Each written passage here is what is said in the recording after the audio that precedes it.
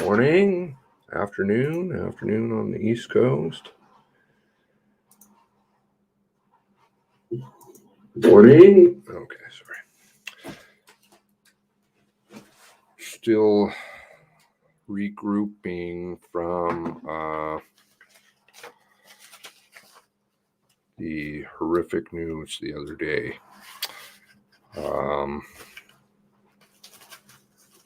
Yeah. I don't even know what to say. I'm sure lots of people are going through a lot of stuff. Prayers with his family and all of you.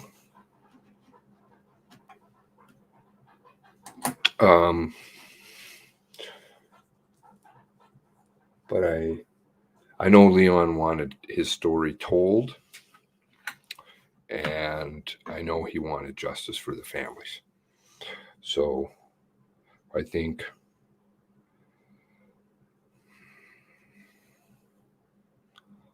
just have to persevere, I guess, as best as possible. There's nothing that you can change about any of this. I know when I heard that there the other night, it just brought back a lot of memories for me. A lot of people have had people in their lives. Anyway, I don't know. Hopefully you guys are all doing well. Please take good care of each other. I think it's all that can be done. And pray for his family.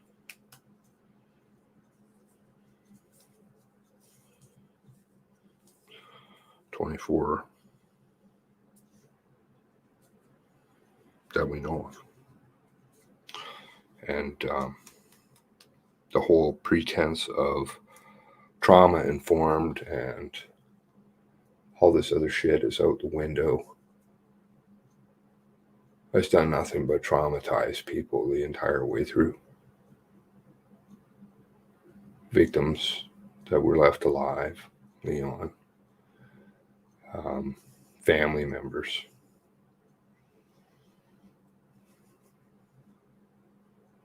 Didn't get counseling.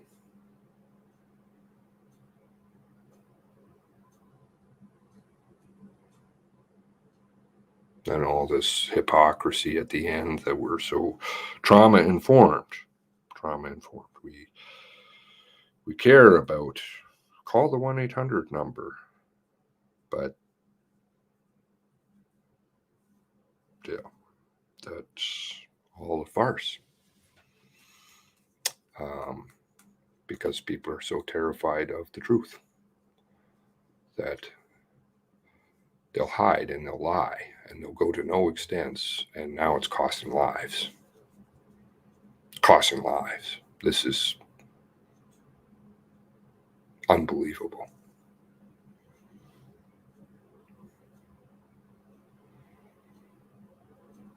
People have to answer questions on this one. Hello, Crystal, Glenn B, Peter, thumbnail. I like your logo there. That's good.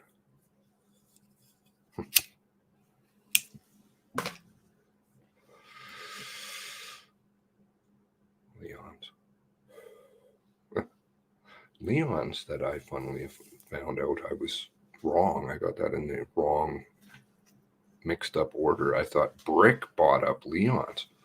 Here I came to learn the other day, funnily enough, just randomly, because it's me. I look at stupid things, and Leon's bought the Brick.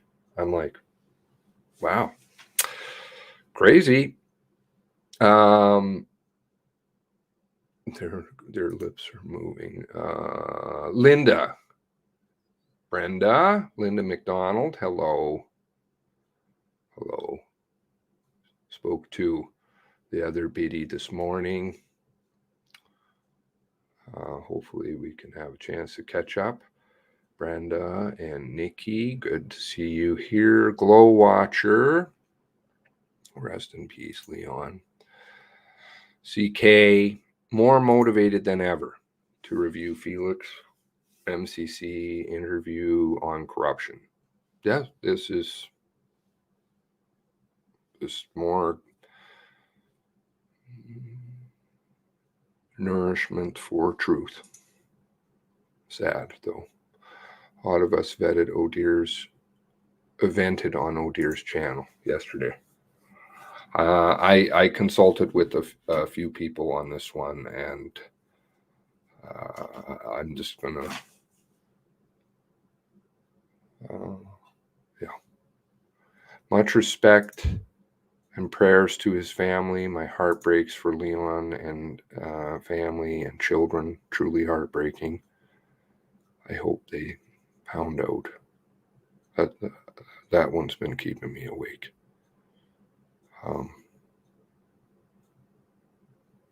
Through the proper channels. Nova Scotia born, be strong. Condolences to Leon's family. May he rest in peace. Shame on our systems. Sarah G, RIP for Leon. 24. Lynn, Grandma, hello.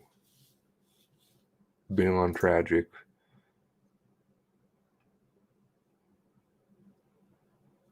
Hell.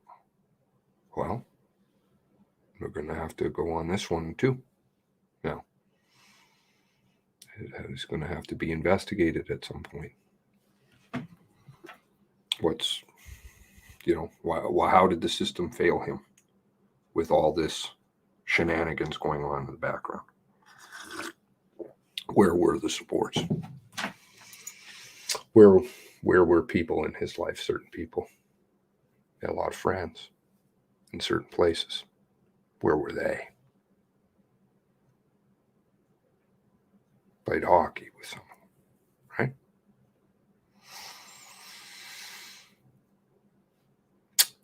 Countryside, I'm not playing the blame game. I don't know if he just kept this all to himself. I mean, I'm not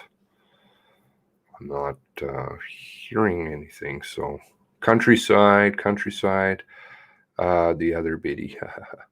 Yeah, Grandma, RIP for prayers to Leon. Hopefully he's not, I don't know what everybody's beliefs are, but he's not feeling that anymore, right? Which is, I think it's a very small solace, but keeping you awake too. Linda. Ugly.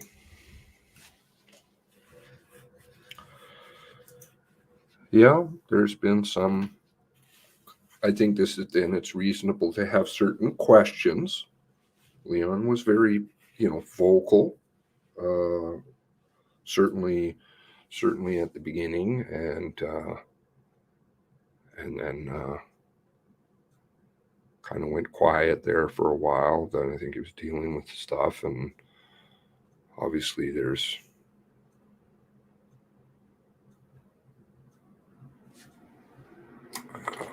and then reemerges, and then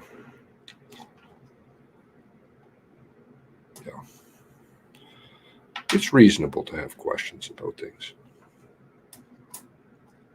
or to be in shock and disbelief. Okay, so I wanted to the other day. I want to steer it like that's been a thing with me like the last couple of days. I have a lot of stuff to go through, but I don't want to ever come across that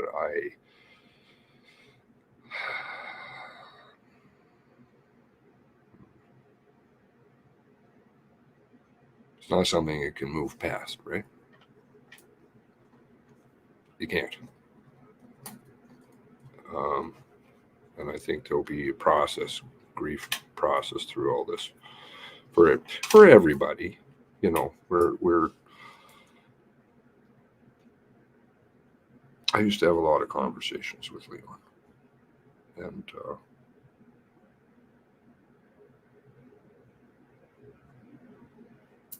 anyway, I'm just rambling. I'm just still taking it in. But I also feel like on a different level, this is renewed vigor and given some more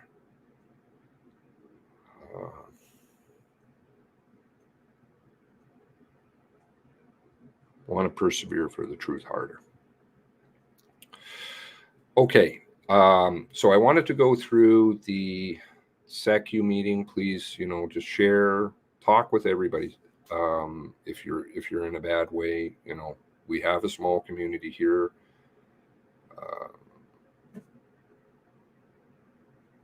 I think we built a really great community. And so if people are in a bad place, please reach out. That's got to be here for each other. The SECU meeting that happened. Oh, sorry. What's going on here? Wrong window. Great. Just like I set up the time for the evening, it said. I see that there was some time for. Oops, sorry. I see that there was some other videos that came out. Very interesting timing. Very interesting, of course. Pop them out right after. Anyway, moving along. No coincidences ever in life, are there? Excuse me.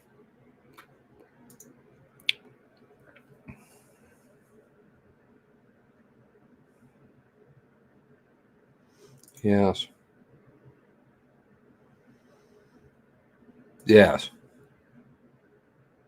I mean, this is where Leon first started his message, and at least that I know of publicly.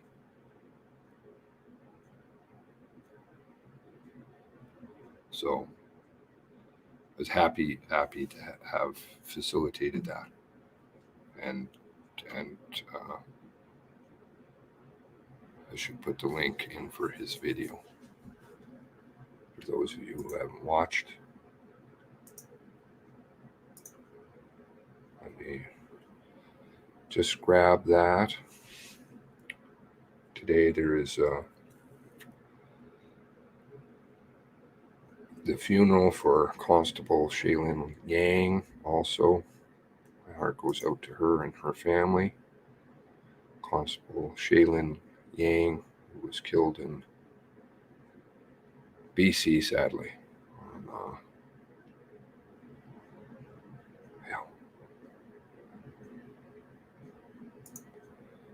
Death has to stop.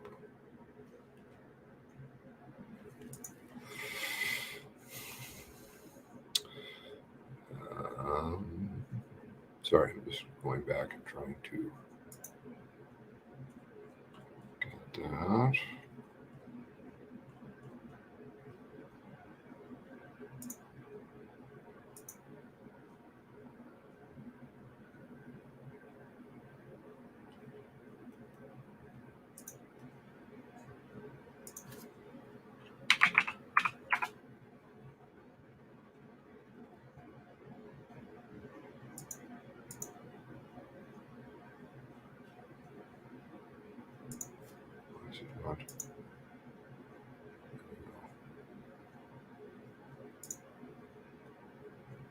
Why is this not finding this?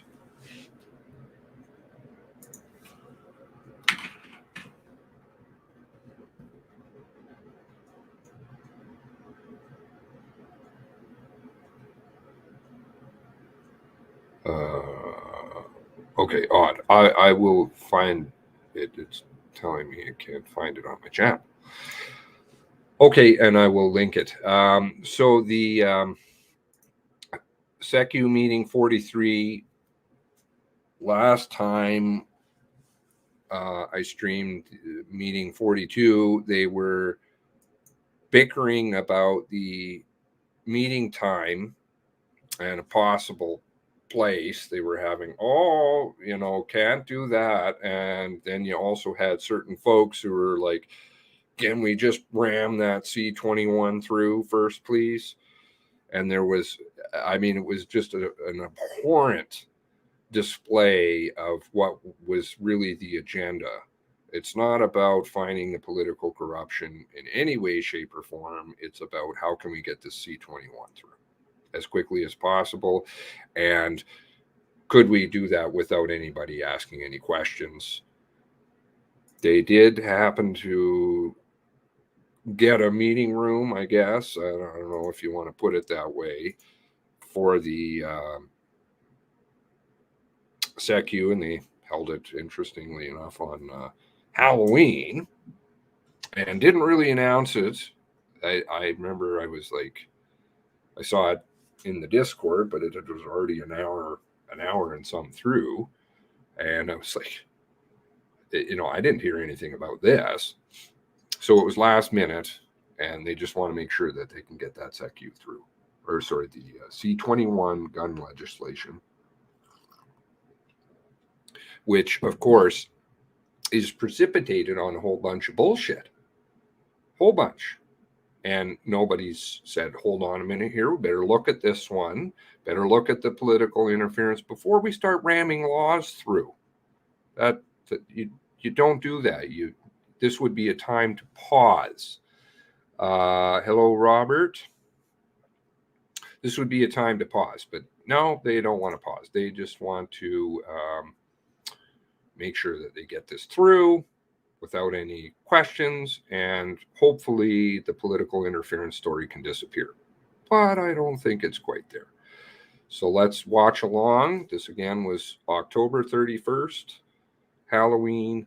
Blair and Lucki have to come back to answer some questions. We'll see some agendas going on, certainly in this, possibly some mistruths being told and people being confronted about it. Let's join along. Acknowledging that we are meeting on the traditional unceded territory of the Algonquin people. Today's meeting is taking place in a hybrid format pursuant to the House Order of June 23rd, 2022. I'd like to advise everyone that we have a hard stop at 5:30. So pursuant to the Standing Order 108-2 and the motion adopted by the committee on Thursday, June 23rd, 2022, the committee is resuming its study of allegations of political interference in the 2020 Nova Scotia mass murder investigation.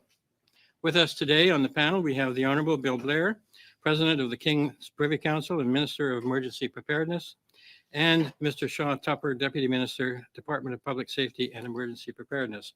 Welcome, gentlemen, and you have up to 5 minutes for opening remarks. Please go ahead. Thank you very much, Mr. Chair, and thank you to the committee for their invitation to once again appear before this committee on this matter. Let me begin by once again acknowledging the profound tragedy at the heart of this discussion. The events of April 18th and 19th in 2020 was the worst mass shooting in Canada's recent history. 22 people lost their lives, and their families and loved ones continue to mourn them. The senseless act of violence continues to reverberate throughout Nova Scotia and across Canada, and we cannot begin to fathom the grief and the loss caused by this event. On the matter before this committee today, I will begin by repeating part of my opening remarks from when I last appeared on this issue in July. At no point, Mr. Chair, did I direct the RCMP in any operational matter, including on public communications. I did not ask them to release any specific information, nor did I receive a promise for them to do so. And as you will find in all of my public statements from that time, I confirmed that identifying the weapons used was a decision wholly within the purview of the RCMP. My testimony on this point from July 25th continues to stand. The independence of police operations is a principle that I have not only respected but vigorously defended over my nearly 4 decades in law enforcement and throughout my subsequent career as a federal member of parliament and minister. I would not, and I have not, ever directed police to release information pertaining to an investigation, nor did I do so in this case. I do understand that a recording of a call between the commissioner and her subordinates has been identified by the RCMP and subsequently released by the Mass Casualty Commission. Neither I nor my office were participants on this call. My conversations with the RCMP during that period and generally throughout my time as Minister of Public Safety were with the commissioner directly.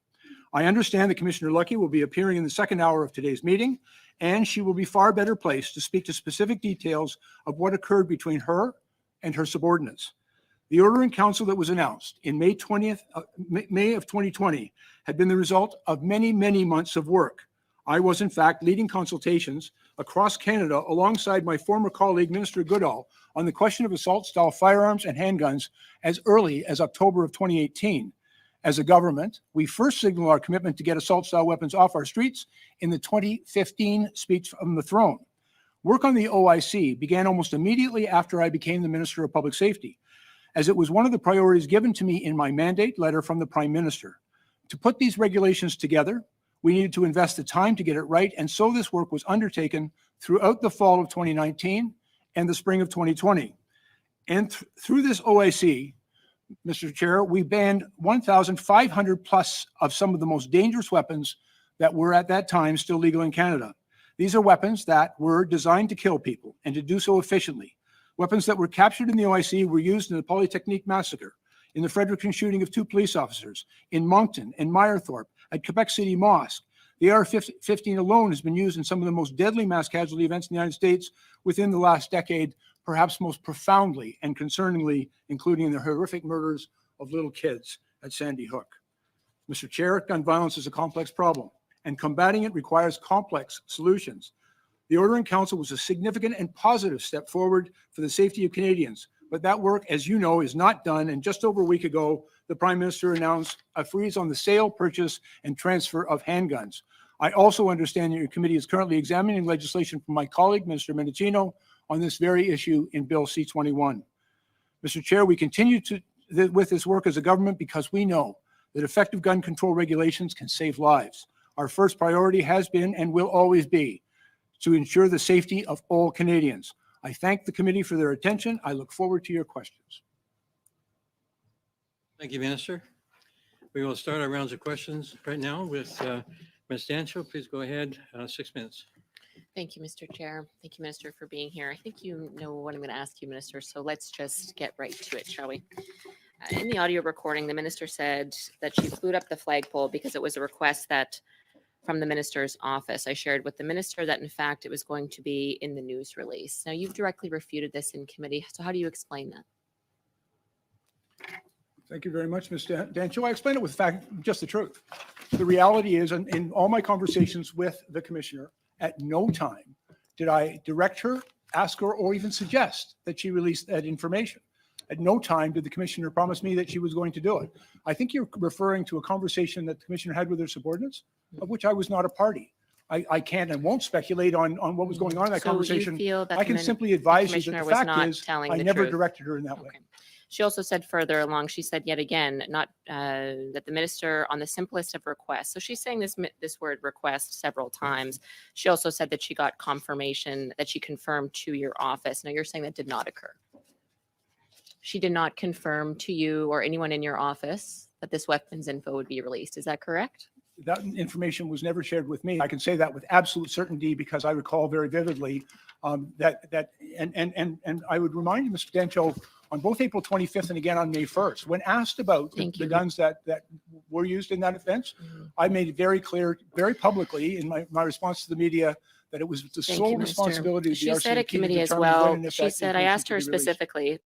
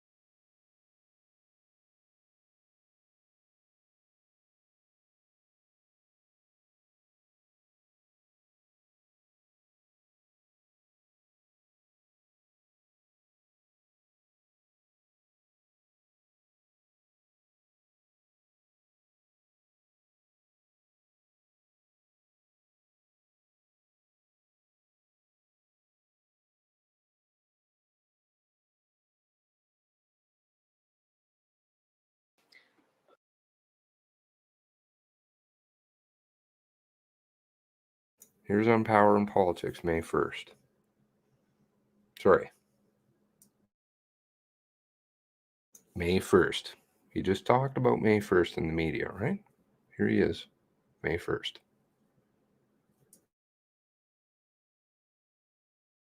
He said he didn't know.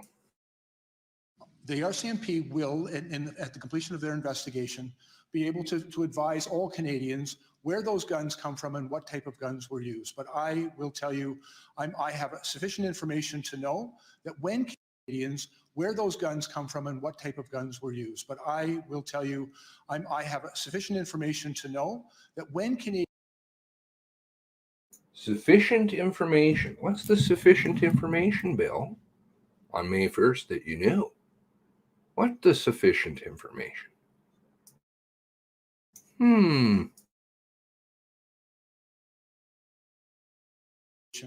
Be able to advise all Canadians where those guns come from and what type of guns were used. But I will tell you,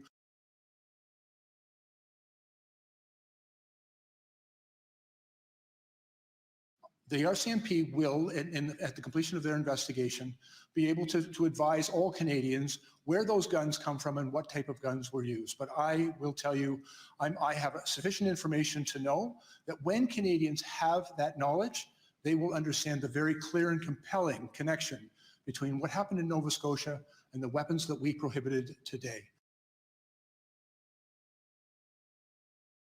But there is no clear connection, Bill. You knew that.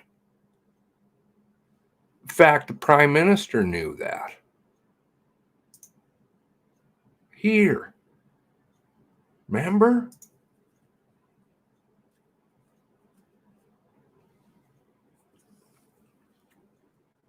Huh.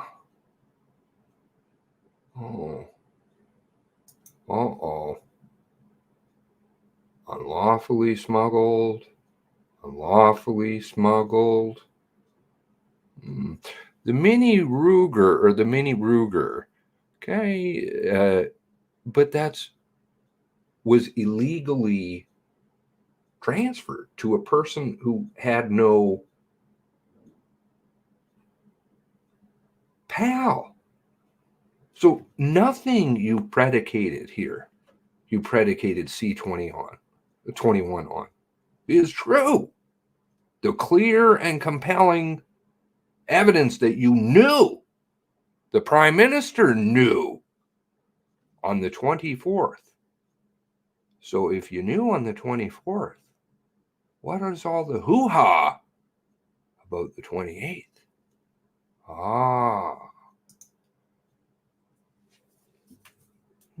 Unlawfully smuggled, unlawfully smuggled, unlawfully smuggled, illegally transferred to a person without a PAL.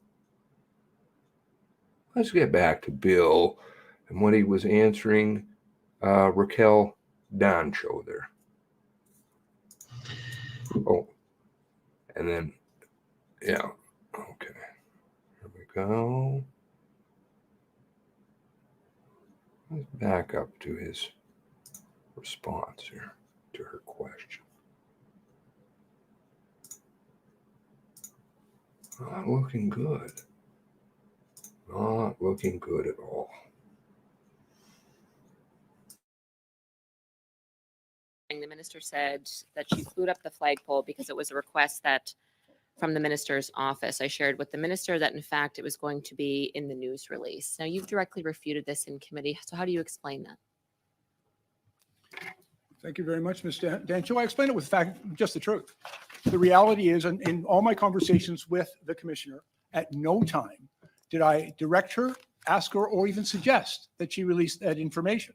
At no time did the commissioner promise me that she was going to do it. I think you're referring to a conversation that the commissioner had with her subordinates, of which I was not a party.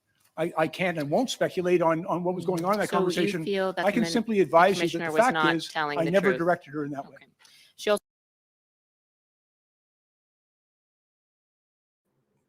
Okay, now let's share another little piece of information here. There was a document that was released. Was a document released Let's go to that document.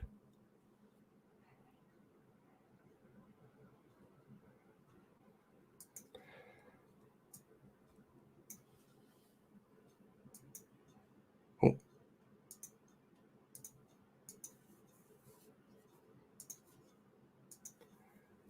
This document, which was on the mass casualty website, You know me and my crazy downloading.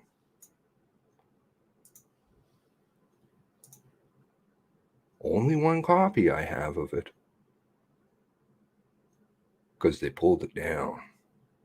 They put it up, they pulled it down. August 26th. Oh, August 26th. August 26th. I think there's any relevance to August 26th.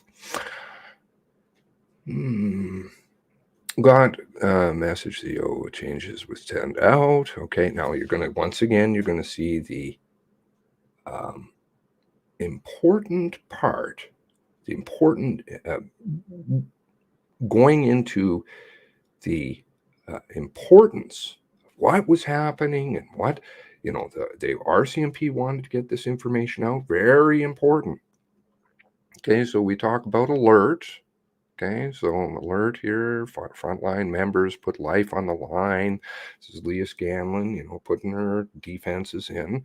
Put your life on the line, right people, good decisions. Brief the commanding officer on communications ahead with NCS. Spoke with Lee about hard body armor. Crystal ball carbine.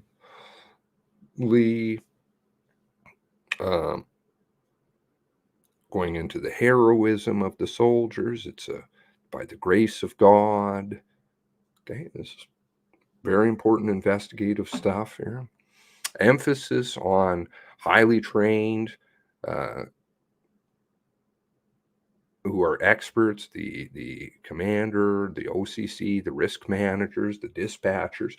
Let's just keep pumping a message. Okay, moving along. Okay, here we go. 1 o'clock in the afternoon. Call from Deputy Brennan. Who this? Minister. Minister will announce gun regime registration. In the Deputy Commissioner's notes or comments today. What was seized? Okay, you're seeing a lot about the investigation here. Gunman, long guns, handgun. Gun regime. Minister will announce gun regime. We've searched other residences. No further other weapons found. This is how important the investigative process is. Sharing, where they're getting along. It's defense and guns. What weapons were seized? Were used to kill people? Part of the investigation, long barrel. I'm not sure why a 308 is mentioned here. Not sure. Then we get into Heidi. Was she carbine trained? Yes, received carbine training. Constable Stevenson. Am I determined if we can get into some of the details about what? Oh, seized. Seized what? Seized maps, seized chronologies, seized timelines. No. Other places, no further details. Details about what? What's this here?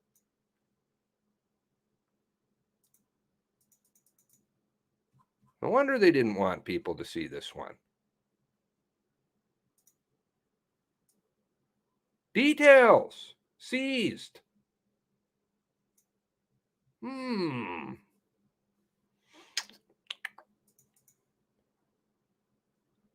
Email Brennan. Okay, and then, this happens. Like to know exactly how this happens. Solicitor-client privilege. Who's exercising the solicitor-client privilege here? Looks to be the federal government. Page 1.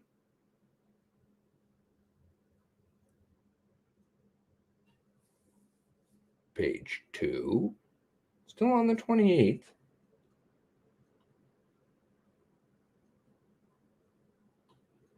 Page 3. You want to bet that there's a lot of stuff about guns in there. Loads. Possibly ministers. Now we get into the press event with Darren Campbell at 4 o'clock.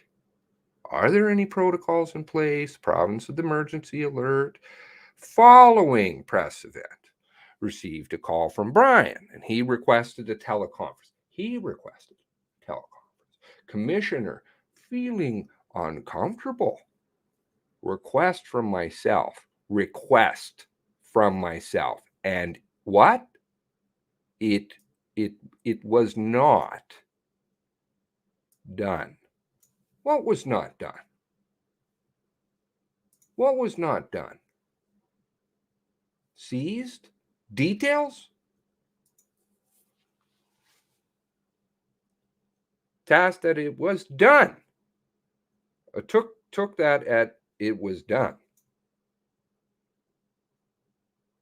Frustrated, disappointed, disrespected. Flow of information is minimal. Flow on what?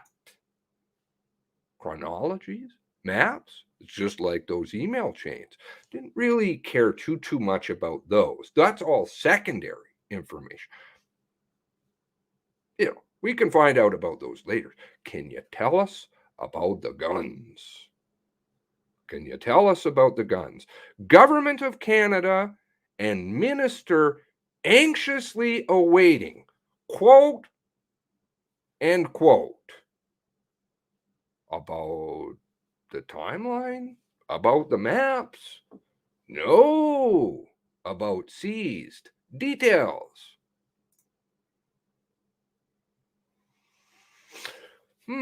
Now we get into, see, this is when you get into the chronology. But then we're back to guns. Providing information. Received a call from Deputy Brennan. Post-press event at around 5:10. Requested a teleconference with commander. Commanding officer. Lee Bergerman and others. At all. Darren, me, Chris, Sharon, Commissioner. There's that pesky Dan Breen who's under investigation. Right? Like I put winky wink. Is Dan under investigation? Remember? And then it came out, well, he's under administrative and security investigations. Privacy. Teleconference from 5:20 till 6:30. Because they gave you the full tape, right? Or maybe only 26 minutes. Because, he inadvertently recorded 3 different recordings.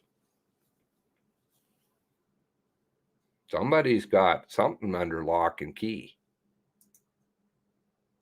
Left headquarters at around 7. Details.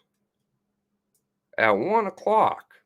Remember, the press conference isn't until 4. Details. Brennan. Uh-oh. Where are these people? Where's Brennan?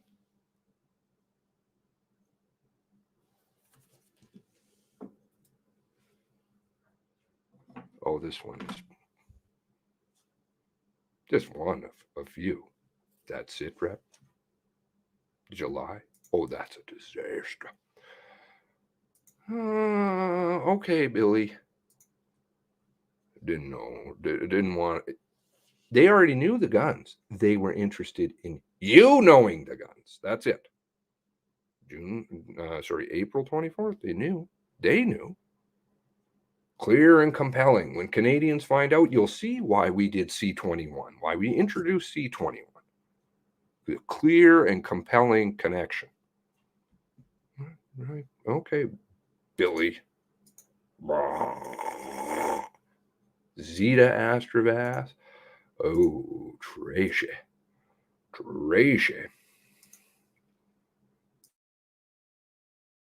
Also said further along, she said yet again, not that the minister on the simplest of requests. So she's saying this word request several times. She also said that she got confirmation that she confirmed to your office. Now you're saying that did not occur. She did not confirm to you or anyone in your office that this weapons info would be released. Is that correct? That information was never shared with me. I can say that with absolute certainty because I recall very vividly that I would remind you, Mr. Dancho, on both April 25th and again on May 1st, when asked about the guns that were used in that offense, I made it very clear, very publicly in my response to the media that it was the sole responsibility of the RCMP. She said at committee as well. She said, I asked her specifically.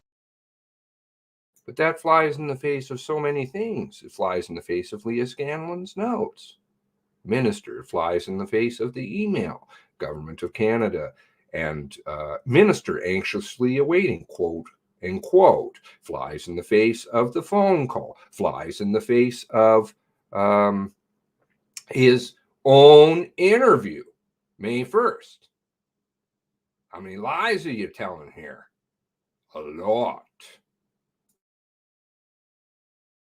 Specifically, the Minister of Public Safety at the time, Bill Blair, specifically asked you if weapons used during the attack would be mentioned in the press conference of April 28th. She said yes.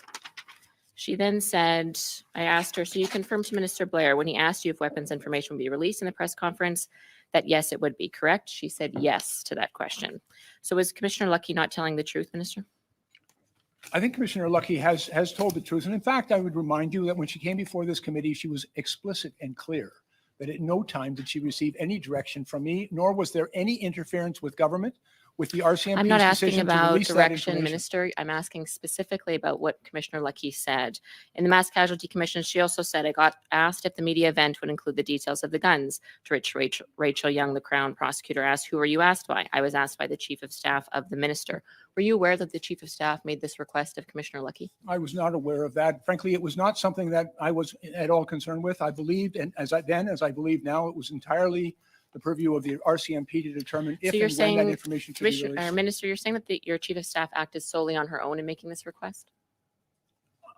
My understanding subsequently is that the commissioner had indicated to both my Chief of Staff and the Deputy Minister that she'd made a decision to release that information. And then apparently it wasn't subsequently released. So you were not familiar that your Chief of Staff made this request to Commissioner? Just to be clear, you were not aware that your Chief of Staff made the request to the Commissioner to release the gun information at the press conference? And Ms. Dancho, I believe that's not correct. I do not believe that my Chief of Staff asked the Commissioner to release that information. And in fact, that contradicts your assertion, contradicts the statement by the Commissioner, who's made it very clear that no one in government, neither myself nor anyone in government, asked her to do that. It's not my assertion, Minister. It is the words of the Commissioner, Commissioner Lucki. It was also the words of Lee Bergerman in front of the commission. Also the words of Lee Bergerman. She said, it was very clear. Ms. Demoff on a point of order. Just with respect to the, out of respect for the interpreters, it's difficult for them to do their jobs when two people are talking at once. May I continue? Ask everyone to. Terrible take turns. stall tactic. Please go ahead. Thank you, Minister. So you're saying that the Commissioner was not telling the truth when she told her deputies that your office made this request. She was not telling the truth. And her subordinates was not something I was a party to, and I'm not going to speculate Minister, on she also her said it reasons for at saying what she committee. did. She also said it at committee. So was she not telling the committee members here the truth? She has testified under oath, Ms. Dancho, that she was not directed or asked by any member of government, including myself, to release that Minister, I'm information. not asking and that about there was no direction. I'm interference. asking very specifically about the request made from your chief of staff. She said it here at committee that happened. She said it at the Mass Casualty Commission. Are you saying that never happened? That the commissioner was not telling the truth? And again, my understanding from the commissioner was that she had advised both the deputy minister and my chief that she had made a decision to release that information, and then subsequently was concerned that it had not been released. Minister, but you're directly contradicting what the commissioner said in testimony here and at the Mass Casualty Commission. Are you not concerned that the commissioner is not telling the truth and that you're here as a result? Ms. Dancho, all I can do is come before this committee and testify honestly about what I know and what happened, and that's what I'm So doing. how do you explain the commissioner's words to the committee members here and the Mass Casualty? She made it very clear that the request came from your chief of staff. And just to be clear before you answer, everyone here is well aware of how the chief of staff and ministerial relationship works. I doubt very much that your chief of staff went rogue and made this request without your knowledge, let alone without telling you following that request being made. Are you expecting us to believe that, Minister, that your chief of Two staff? things. Whenever anybody went begins a rogue. question with everybody knows, it's usually a good reminder that some people just simply don't know how things work. I think But you're let me obfuscating a also bit, clarify Minister. what the commissioner said and should be clarified by the commissioner. She's going to be appearing here in the next hour. I'd certainly Yes. invite you to put any questions about what the commissioner may have said, but I'm here to tell you about what I did and what I've said. And I'm I've done that asking you today. about the commissioner's words. She's directly refuting you on the record. She did that over the summer at committee. She did that to the Mass Casualty Commission. Are you not concerned that her words directly refute yours? Is that not a concern to you, sir? I don't believe that's true. Frankly, Oh, I've heard okay, a great so deal she's of not telling the truth. conjecture and Thank you, Ms. Dancho. innuendo from you, Mr. Side. And frankly, I don't believe what you are saying is true. It's on the record. Okay, thank you, Ms. Dancho. We go now to Mr. Nur Mohammed for 6 minutes, please. Thank you, Mr. Chair, and thank you, Minister, for appearing, though I am certain you have better things to do than to be engaged in this political theater. I just wanted to begin where Ms. Dancho left off, because I am actually quite disturbed that we are now mired in what appears to be misinformation by omission.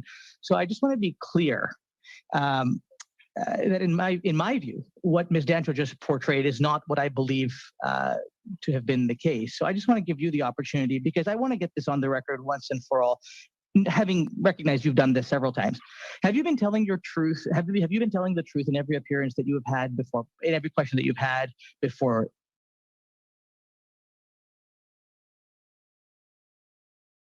I like that. Have you been telling your truth? Your truth.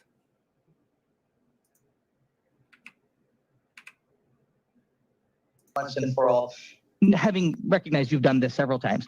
Have you been telling your truth? Have you been telling the truth in every appearance that you have had before, in every question that you've had before this committee and before Parliament, when you've been asked a question? The answer is yes, sir. In every answer that I have given to this committee, in my previous appearance and today, and in every answer I've given into the House, I have spoken the truth. And Minister, do you believe that the Commissioner has been telling the truth in the answer that she has given? I think that's a question best put to the Commissioner. I think in fairness to her and out of respect for the position that she holds, I think she should be allowed to speak for herself and to explain, for example, the conversation she had with her subordinates. All I can say is with the interactions that I had directly with her and what I myself have done. And I've done my very best to convey that honestly and forthrightly to this committee and to Parliament. Minister, a lot of attention is being focused on this view that your office asked if something would or would not be included in a press conference. How often during the course of the operation of your office do you think the question, is this going to be included in something, or is this going to be done, asked, do you think? Things that does happen throughout an event like this mass casualty event. It is, as I've said, one of the worst shooting events.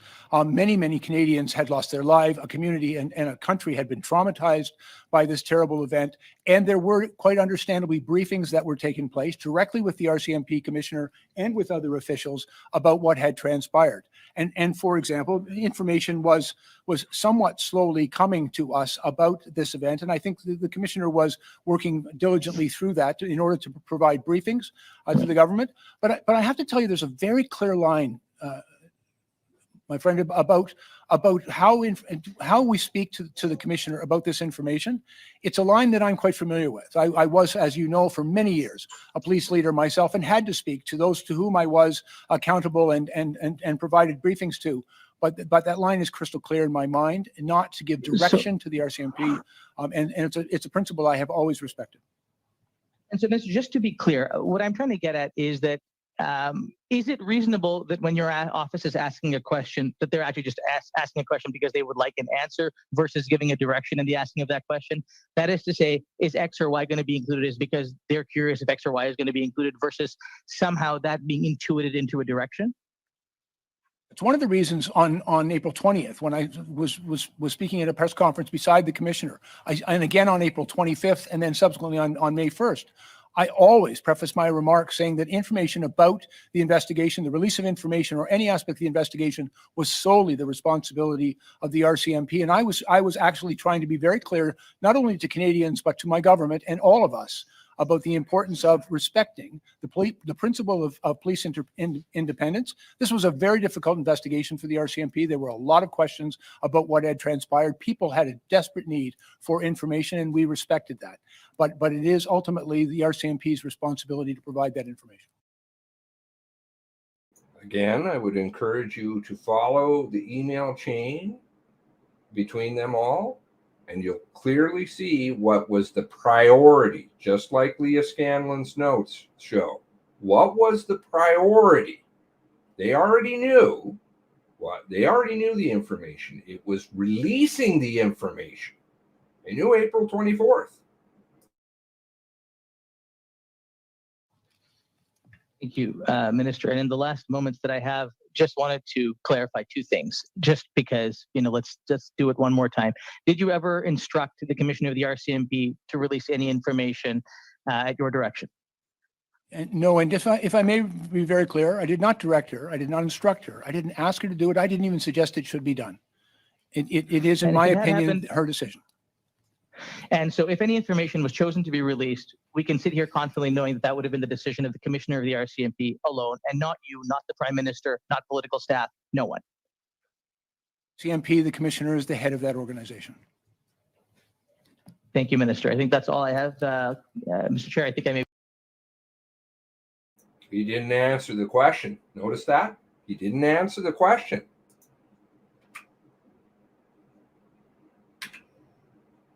Political staff, no one. CMP, the Commissioner, is the head of that organization. Thank you for telling me that the Commissioner is the head of the RCMP. You didn't answer the question. Did any of your staff ever share that? The question was quite clear, even from your fucking crony. Knowing that would have been the decision of the Commissioner of the RCMP alone, and not you, not the Prime Minister, not political staff, no one. CMP, the Commissioner, is the head of that organization.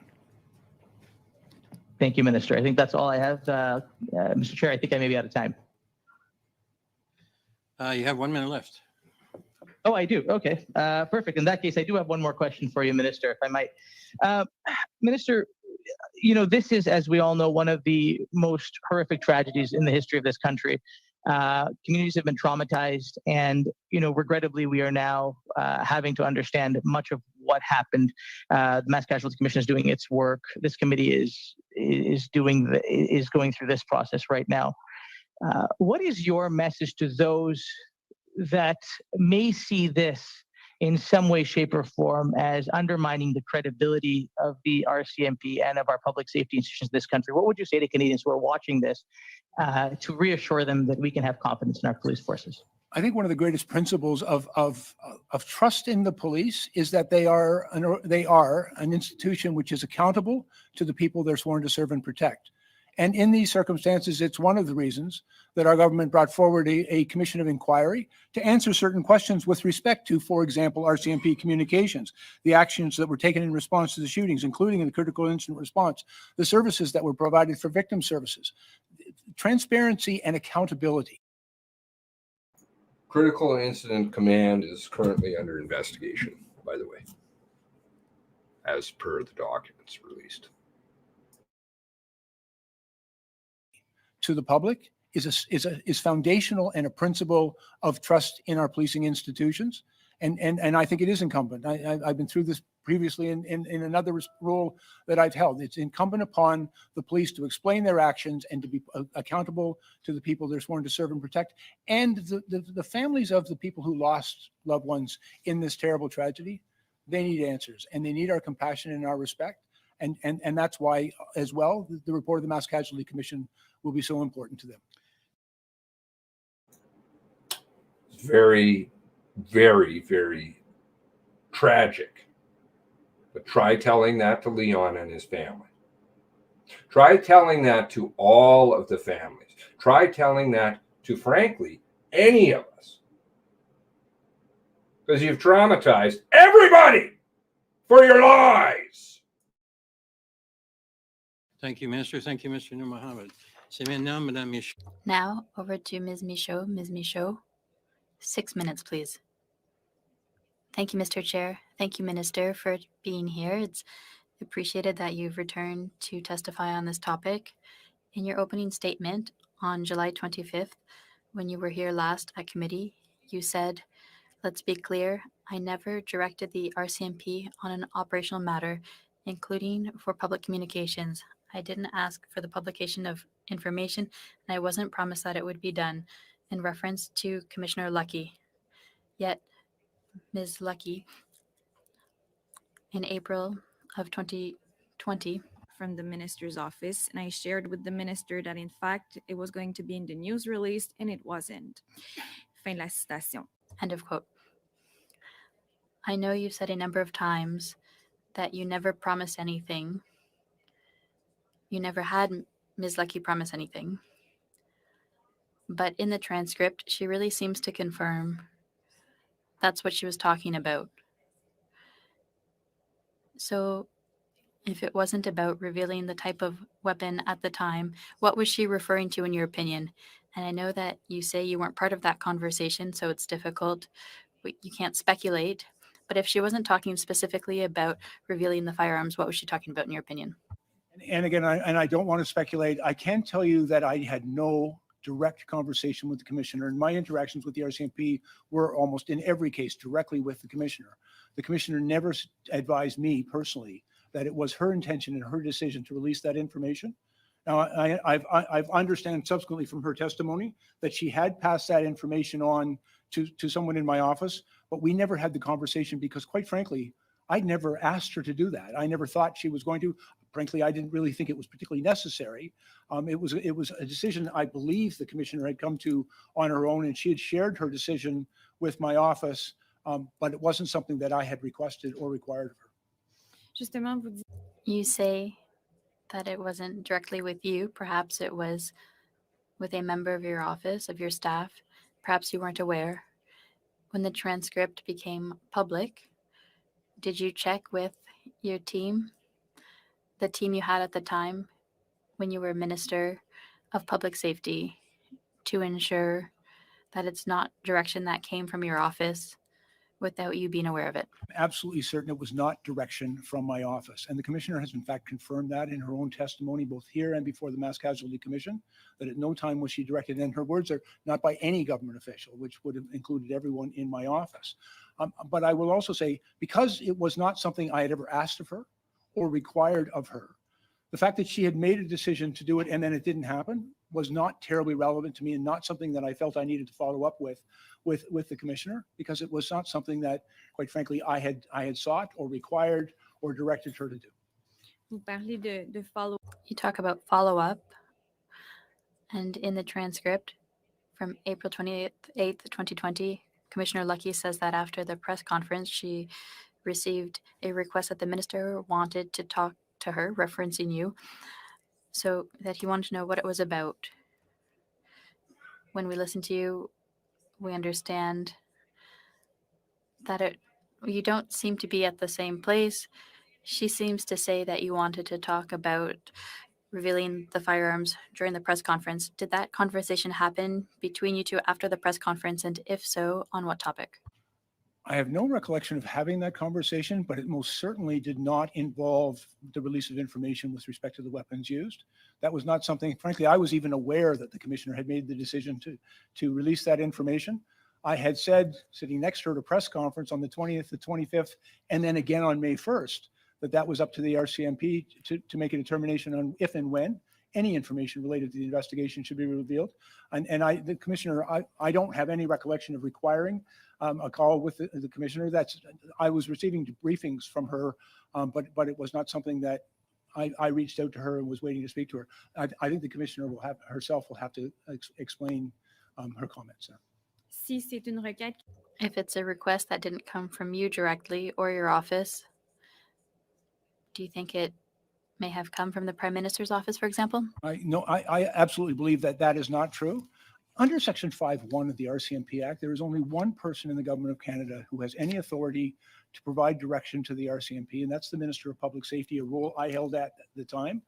And in that role, I did not at any time give direction. And that's confirmed, in my opinion, by Commissioner Lucki's testimony, both before this committee and before the Mass Casualty Commission, in which he was very explicit and under oath, said that she received no direction from any member of the government, including myself. Ce qui vient rendre ce témoignage What makes this testimony a little curious is that it's not the only thing that makes us think that those conversations may have taken place, because the Director of Strategic Communications in Halifax, Leah Scanlon, said about the same thing, that government representatives and the Prime Minister wanted to control the message at that time. So that direction would have come from your office and the Prime Minister's office. What do you respond to that? I've never met Ms. Scanlon. I have no insight into her comments or her speculation. I have no idea how she came to those conclusions. I think that's a question better put to her. Merci. Je Merci. pense. Thank you. Thank you. Mr. McGregor, please go ahead. 6 minutes. Thank you, Mr. Chair. Thank you, Minister Blair, for appearing before our committee again. Again, I think the big reason why this committee is meeting today is because of the appearance of that word request twice in the transcript of the recording. First, when the commissioner is referring to a request that she got from the minister's office. And secondly, when she complained of not being able to come through for the minister on, quote, the simplest of requests. Now, this recording and its transcript have been public now for a little while, and we're really trying to drill down to the meaning of that word request. Sir, in the conversations you've had with your office, because I don't doubt for a second that your office has been talking about this transcript and what it means, have you come to any conclusion through conversations with your staff, your chief of staff, to what on earth the commissioner is referring to when she states this twice during a recorded phone call to her subordinates? And Mr. McGregor, if I may be really clear, I was not a party to this conversation. No, I understand that, but what, the commission, I mean, surely your staff could have, said, well, maybe she thought it was this, because like we're just trying to understand why would the commissioner refer to this word twice in a recorded phone call to her subordinates so closely after being in conversation with your office? And Mr. McGregor, you're asking me to engage in speculation and conjecture, and I don't believe that's appropriate. The commissioner herself will be here before this committee in less than an hour's time. And the question you may want to put to her, but you're asking me about a conversation I was not a party to. You're asking me about things that someone else said and asking me to explain why she might have said it. You have an opportunity to ask the person who actually spoke those words what she meant and why she said it. And I'm sure that you'll take that opportunity, but I am not going to engage in speculation or conjecture about what she said or what she may have meant. Okay, granted, Minister, I understand. So you've come up with no theories as to why she may have used that words, and you don't want to engage in that. Fine. Those quotes were wrapped around a series of complaints to her subordinates based on how the RCMP was communicating with the public. And there was a second quote in the middle of those two words where she states, quote, does anybody realize what's going on in the world of handguns and guns right now? The fact that they're trying, in the middle of trying to get legislation going, the fact that legislation is supposed to actually help police, and the fact that very little information I asked to be put in speaking notes could not be accommodated. So we have the reference to a request from the minister's office. We have the complaint about what this is tied to. Minister, do you not see how this committee cannot, how could we not infer from these comments that the request from your office, as she's referring to, is not tied to the creating of a public narrative coming up with the OIC that was announced on May 1st of 2020? Yeah, How can we not infer that? Well, quite frankly, you're free to engage in any speculation, conjecture, or innuendo. It's like that's one of the privileges of a member of parliament to come to their own conclusions. I can only tell you what the facts were, and the fact is, I nor any member of our government never at any time directed the commissioner to release this information, and she's confirmed the truth of that. And the reasons why she said those things were subordinate, a question you may wish to put to the commissioner. I can tell you that certainly it was no secret that our government had made a commitment. It was in the Throat speech in 2015. You'll probably remember it. I do. It was also something we campaigned on rather vigorously in I 2019. understand that. It was in all the papers. I'm sure you recall it. Yes. It was in my mandate letter, and I know as a member of this committee, you have probably stated read that. on the record, sir. And- Okay, I understand the timeline with the OIC. I understand that it was in works very much. Let's forget for a moment about the questions on requests from your office. Under Section 5.1, you do have, it provides for the appointment of the commissioner who, under the direction of the minister, has control and management of the force. Do you think it was appropriate for the commissioner to be using briefings in Nova Scotia to push your government's legislation, as it seems she is clearly doing in the recording? Do you feel that's appropriate for the commissioner to be doing in your role as the Minister of Public Safety? Shouldn't the policy and the politics part of it be coming from your office and not from the commissioner? I can speak to the politics of it from my role as a minister of the government and I asked for the Minister of Public Safety. appropriateness, sir, though, of the commissioner in that recording. You're asking me to pass a judgment on a conversation the commissioner I'm had with asking her you to pass subordinates. judgment as her direct superior. Well, and You do as have her a role, direct you had a role to superior, play as a Minister of Public Safety. but keeping in mind that in many respects is an operational matter, that the commissioner was having a conversation with her subordinates about an operational issue, which always includes the release of public information. And so how the commissioner chose to do that and how she chooses to explain herself, I'll leave that quite appropriately to her. I will tell you, let me just share with you, there was only one incident in the time that I was the Minister of Public Safety that I issued any directive to the RCMP. I did it by ministerial directive. It was done in writing. It was made public. And it was a ministerial directive that prescribed time limits for the RCMP response to ATIP requests. And it was the only time I exercised that authority under Section 5.1 of the RCMP Act to issue a directive to the RCMP. My final 20 seconds, Minister, I want to get one request. Will you table with our committee all emails and communications between your office and Commissioner Lucki that happened between April 18th and 28th that relate to the mass shooting as aftermath? Will you table those with our committee, sir? Well, and let me be clear, I have always responded to requests from this committee. And I might suggest, Mr. Chair, that if this committee makes a decision to request certain documentation then subject to issues of privilege and classified information, I will always cooperate and always have cooperated with this committee in providing the documentation that I'm able to provide. Thank you, Minister. So you're asked, will you provide it? The response is, if I'm ordered to, subject to redactions, I will. So the answer is no, not willingly. Sure. Thank you, Mr. McGregor. That ends the first round of questions. We start the second round with Ms. Dancho. We probably will have to abbreviate this round at some point. So go ahead, please, Ms. Dancho, 5 minutes. Thank you. Did you communicate with the commissioner or anyone from your staff communicate with the commissioner or her staff using any apps, or was it just email, phone calls, text messages? Oh, my communications primarily with the commissioner were direct, face-to-face, or sometimes. What about your chief of staff?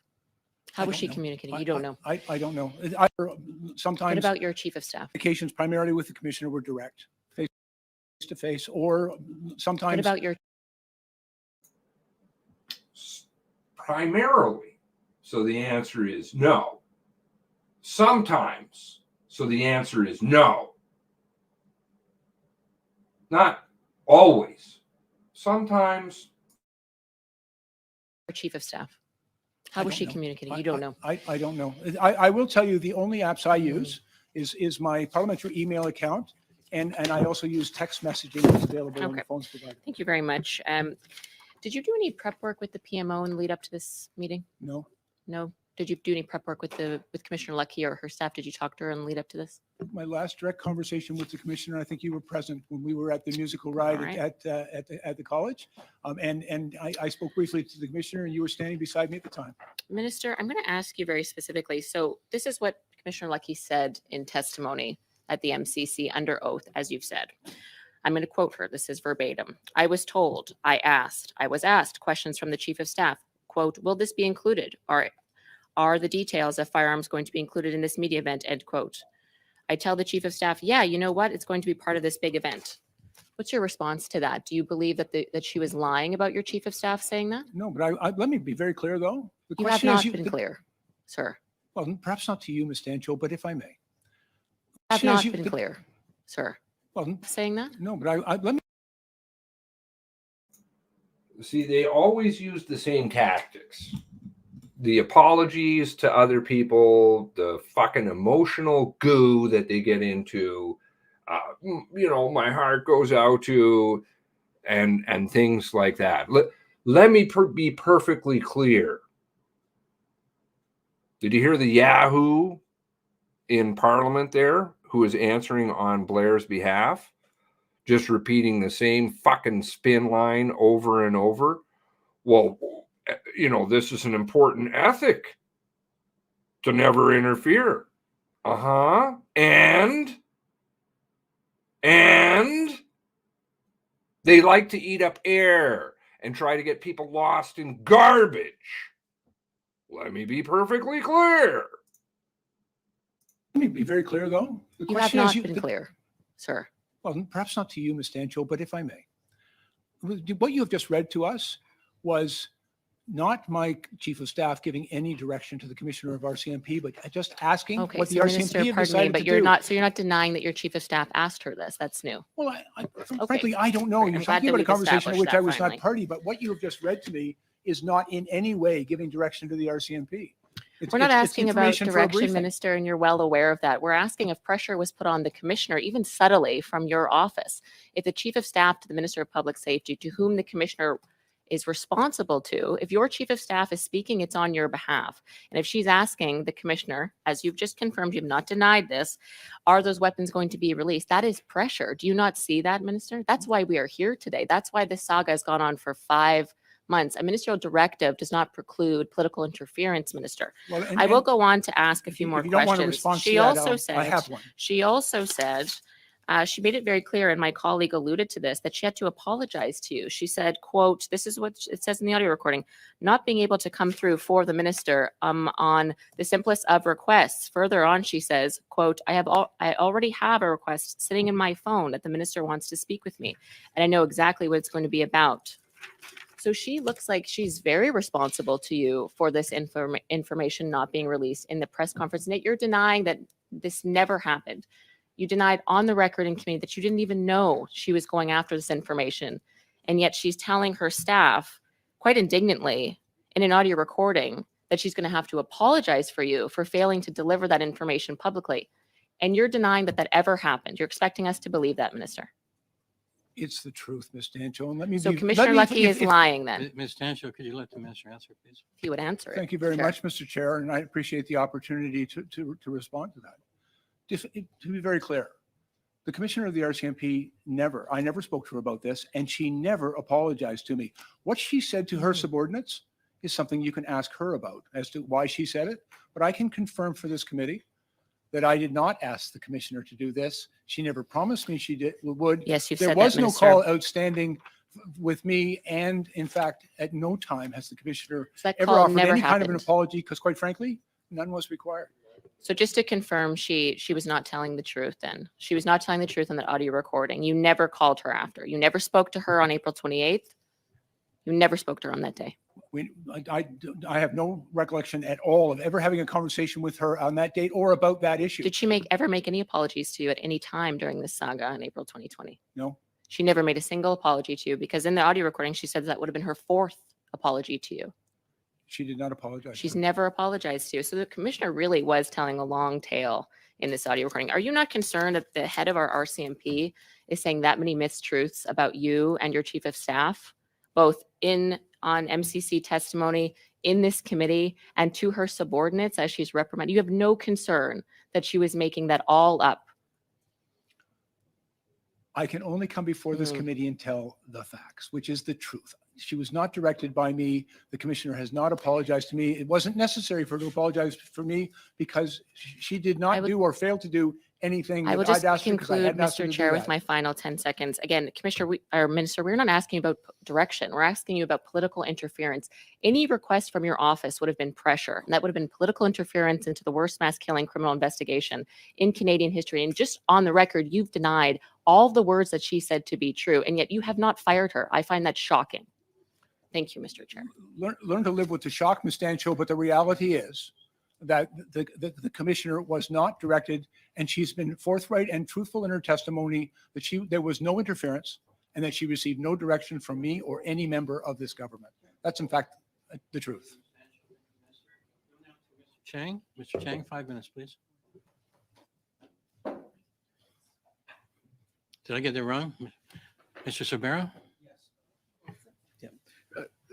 Thank you, Chair, and thank you, Minister, for being here today. It's always great to be in your company, Minister. Just wanted to put something on record with regards to on July 25th regarding whether inquiries are asking for information as interference. And I believe Commissioner Lucki, I just want to make sure I have my notes, is stated that in quotation marks, keeping the government informed through timely and accurate information sharing is not interference. It's standard procedure, and these situational updates are provided without compromising the operational integrity of an investigation. Is that those are Commissioner's words? And the Commissioner's absolutely correct. And in fact, we receive very regular briefings on matters of law enforcement, of national security, of national security intelligence. We are frequently briefed and provided with information on their responsibilities. And that would be standard practice of whichever government is in power. Yes, and in fact, I've been involved in similar briefings sitting on the other side of the table with previous governments. Absolutely, and that would be also at the provincial level or any other level of jurisdiction. That's correct, sir. Okay, thank you, Minister. Just moving on for that, because I think it's very important to put that on the record because we want to be able to separate fact from fiction. Minister, given your long and extensive professional background, can you speak more and further about police operational independence and why it's so important? Yeah, as I've said many times in the House, Mr. Sorbera, I think it's a principle that underpins the rule of law. You know, we in our Canadian criminal justice system, we have always respected the independence of the police, and that they can never be subject to political interference. I'll just give an example. I cited today in the House 2 years ago. A member from the Conservative caucus rose in the House and demanded why the government hadn't released information on search warrants and production orders and even a closed warrant. And I had to explain to him at that time that it is never the responsibility or the authority of the government to make decisions with respect to the release of that information. It is solely the purview of the police. And throughout my career as a police officer, and I've dealt with a number of sensitive national security matters and serious criminal matters as well. And briefing government is a very different thing, if I may, than receiving direction from the government. And there has been a number of occasions in the past where perhaps a politician not understanding that principle very clearly made an attempt to recommend a certain course of action. But I think it is a principle always vigorously defended and now well understood that there are no circumstances in which there should be a political interference in operational or investigative decisions of the RCMP. It's an allegation made in the past, one we've learned from. And if I may, I would also cite Justice Linden's public inquiry into the Ipperwash, I think there was a very clear articulation of where that line is and how it must never be crossed. Of course. And if I can follow up in my remaining time to the Deputy Minister, if you can further elaborate, and how does Public Safety Canada work in say conjunction or collaboration with the RCMP as an independent agency, especially for folks out there who are, may not be versed on in terms of how agencies cooperate and how government works with an agency such as the RCMP. 10 days on the job, I'll try and measure that out, but 38 years of public service. So within a portfolio like the one that I now lead, I will work closely with all of the heads of those agencies in the development of advice for the government. And that would be a key part of my responsibilities, is to engage with, in the instance of the RCMP, with the commissioner, to make sure that as we are engaged in the development of advice, that it would include the expertise that can be offered by any of the portfolio agencies in the formulation of that advice. So it would be a regular thing. And indeed, I have plans to meet regularly with all the heads of the agencies to ensure that we're pulling together the best advice for the government. Thank you. Mr. Chang, can you get a question in from 1 minute? Thank you, Mr. Chair. My apologies for not chiming in earlier. Minister Blair, you have made it clear that you firmly believe in the operational independence of law enforcement in Canada. As a former police officer for 39 years, where you were chief of police for the last 10 years, could you elaborate on your perspective surrounding operational independence again? And why is it so important that elected officials can never influence the action of independent, nonpartisan public servants? Thank you very much, Mr. Chang. And I think it really comes down to an issue of public trust. And if the public are going to trust that the police will follow the rule of law, that they will act in the public interest, there can never be a suggestion that they are acting out of a political interest. And that's why someone once said to me, it's a gray line, and it's not. It's a bright line. It's a bright line that stands and needs to be defended and acknowledged and recognized between any political interference or even the appearance of political interference with operational decisions, including who to investigate, how that investigation will follow a certain course, and includes the release of certain information pertaining to that investigation. I think there may be, and I think there's always suggestions and allegations from people who perhaps don't understand where that bright line is, that, for political reasons, some of that information should be released. But I believe most vigorously that that's never the case. And Mr. Chang, not only in my previous career as the chief of the Toronto Police Service, but also in my advocacy as the president of the Canadian Association of Chiefs of Police, there were a number of times that with previous governments, I have stood for that principle as I stand for it now. And it's a principle not only that I respect and vigorously defend, but it was a principle that was honored and respected throughout this very tragic event that occurred in Nova Scotia. Thank you, Minister. Thank you, Mr. Chang. Thank you. On y va maintenant, Madame Michaud. Now, Ms. Michaud. Ms. Michaud, go ahead, please. 2.5 minutes. Thank you, Mr. Chair. Minister, according to the report on the MASH Casualty Commission, on April 20th, 2020, according to Superintendent Daryl Campbell, it was said that she promised you and the Prime Minister that she would disclose the weapons used during the killing, even if that could compromise the investigation, as Mr. Campbell said, because she knew that you would be publishing something 2 days later and that releasing the weapons would assist the government. Do you agree with me that releasing information like the weapons used during the killing could have compromised the investigation? Actually, Ms. Michaud, the fact that the RCMP investigators believed that it could compromise that investigation is good enough for me. But as well, just to be very clear, I didn't ask the commissioner to release that information. I've always said it is solely the responsibility of the RCMP, who's responsible for those operational investigative decisions, to decide when and if that information is released. I said that publicly, by the way, on April 20th. I repeated it publicly again at a press conference on the 25th. And I said it once again on May 1st at a press conference that it's only the RCMP that can make that decision. And frankly, if the RCMP said the release of that information would have the possibility of compromising that investigation, that's not something, quite frankly, I would question. It's not something that I would disagree with. It's their decision, and I respect that. quand même curieux. It's curious that 2 days later, 2 days after Commissioner Lucki applied pressure, or allegedly did, on Superintendent Campbell so that he would reveal the weapons used, you announced the May 1st declaration that would prohibit certain types of assault weapons and the weapons that were used during the mass murder in Portapique. It's curious that that happened right after. And I know you've been working on this for a long time.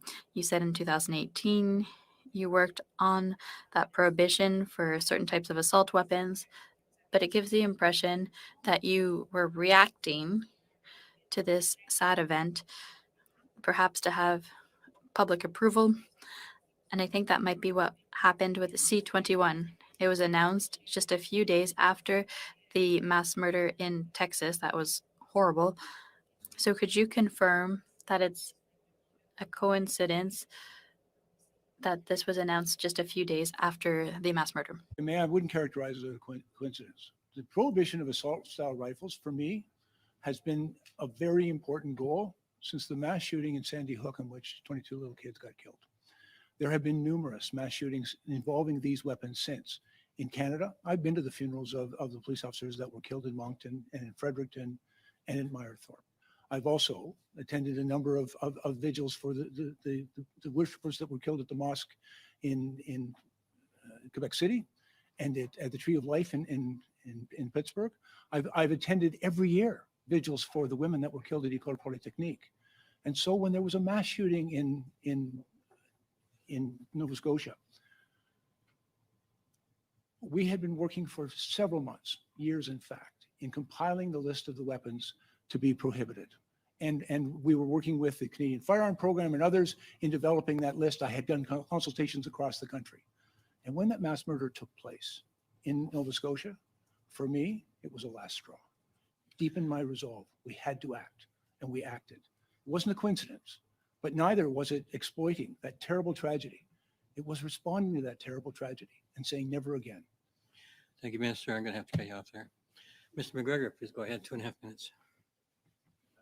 Mr. Chair, Minister, we've referenced Section 5.1 of the RCMP Act a few times here, and it provides for the appointment of a commissioner who, under the direction of the minister, has control and management of the force. Now, I appreciate that you understand the line. You've stated that you understand the line between your role, former role as Minister of Public Safety, and the Commissioner of the RCMP. But I think the wording of this act is sufficiently vague to allow it to be open to interpretation. And we know previous federal governments have gotten in trouble with direction of the RCMP. Previous Chrétien government, the Diefenbaker government, there are examples. Now we have examples in Canada, Ontario's Police Service Act, the Manitoba Police Services Act, where they do specify that the board shall not give the chief of police any kind of operational decisions. They took the time to put the specificity of that language. We have jurisdictions abroad, like the South Australia Victoria Police Act, which goes on to specify all of the matters where the minister may not give the police directions, including enforcement of the law, investigation or prosecution of offenses. So there are examples legislatively around the world where jurisdictions have taken the time to add more specificity to the law. My question to you, sir, is would you support an effort to add that kind of specificity to Section 5.1 so that ministers of public safety into the future understand clearly where the difference lies between what their role is and what the Commissioner of the RCMP's role? Would you support efforts to add specificity, as we do have examples, not only here in Canada, but abroad? Well, I'm quite familiar, by the way, with the Ontario Police Services Act, something I worked under for a very long time. And I would also point out to you just how But on the question, and if I may get to your question, Okay. I promise.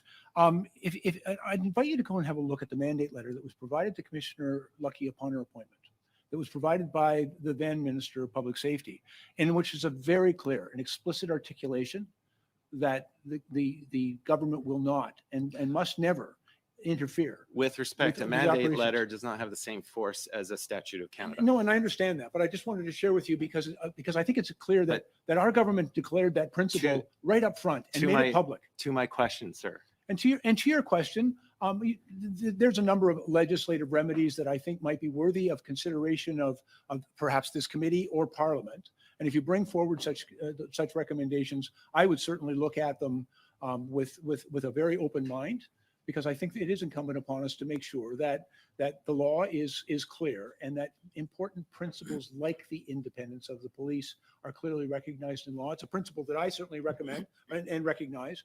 But if you were to bring forward that, it's certainly something that I would look at with an open mind. Thank you, Mr. McGregor. Thank you, Minister. So we're really short of time, but we're going to try and shoehorn a couple of quick slots. 3 minutes for each party. For the Liberals, 3 minutes for the Conservatives. Other way. Mr. Lloyd, please go ahead. Minister, would it upset you if you found out that your political staff went behind your back and sought to ask the commissioner to release information? Are you asking me to speculate on something that there's no evidence of? Would you be upset if a hypothetical situation happened? If a hypothetical, I'm not asking you to speculate if it happened. I'm asking you if it hypothetically happened, would you be upset about that? In great respect, Mr.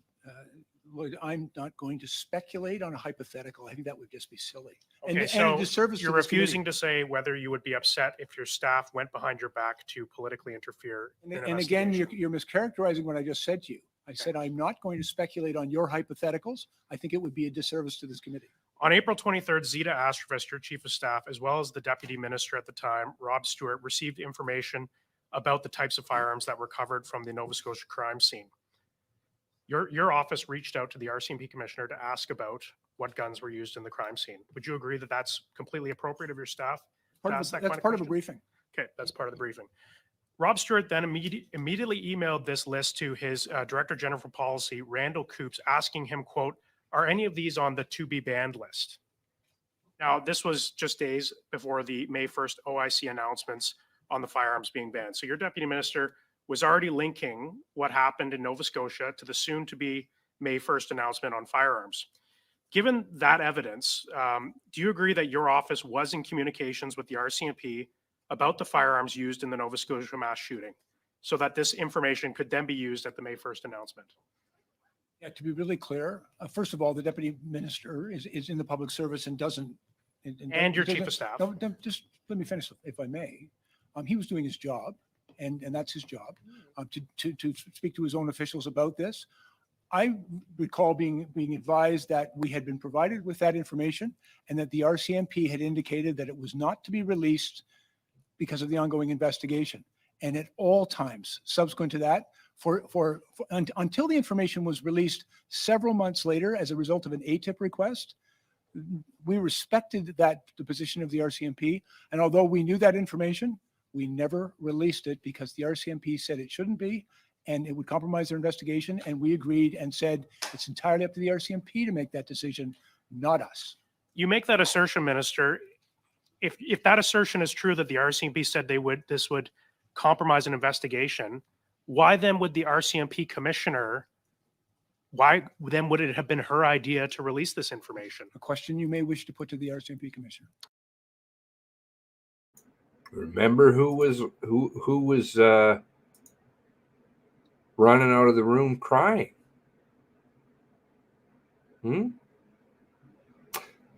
Let's have a look at some emails.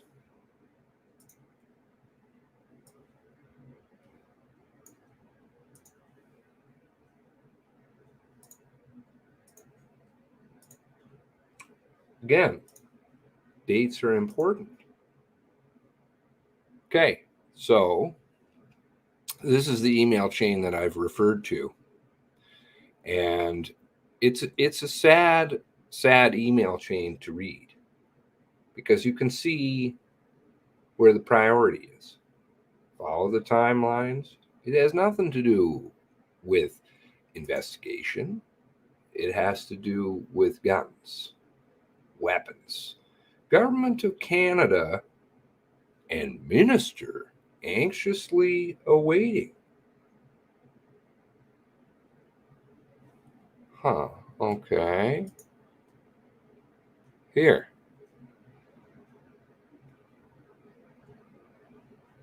Cabinet confidence. Rob Stewart. Remember when I ran through the people in the emails? Back when this stuff was starting to, I don't even know if it was bubbling yet. Here's Zeta.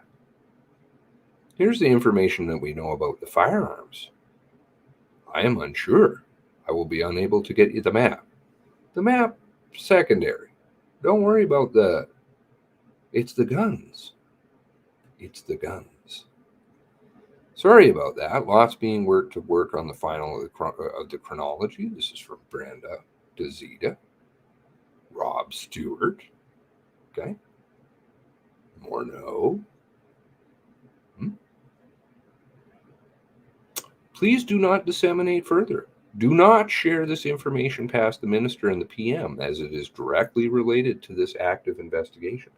Following day, 24th, the briefing note, the ATIP request that he's talking about, right? But then the 28th, people are running out of meetings crying. Teleconferences are happening. They already knew about the guns because they were already told. 5.56 NATO carbine. This is the 23rd. Mini Ruger 223. Right? Also being told that they're probably the magazines are sourced out of Canada. Preliminary trace as follows. The carbine is this is the 23rd, out of California. This would have been unlawfully smuggled into Canada. Source is domestic, thus properly imported into Canada, though unlawfully obtained by the shooter. Ruger P89, unlawfully smuggled into Canada. Glock 23, unlawfully smuggled into Canada.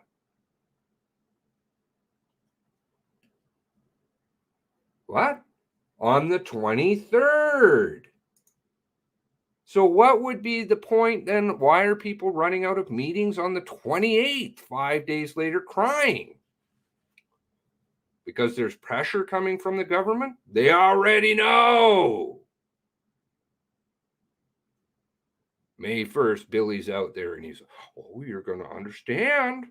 Oh, he understood. Everybody understood.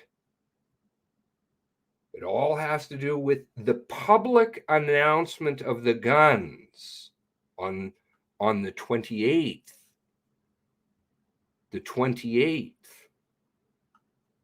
They knew on the 23rd.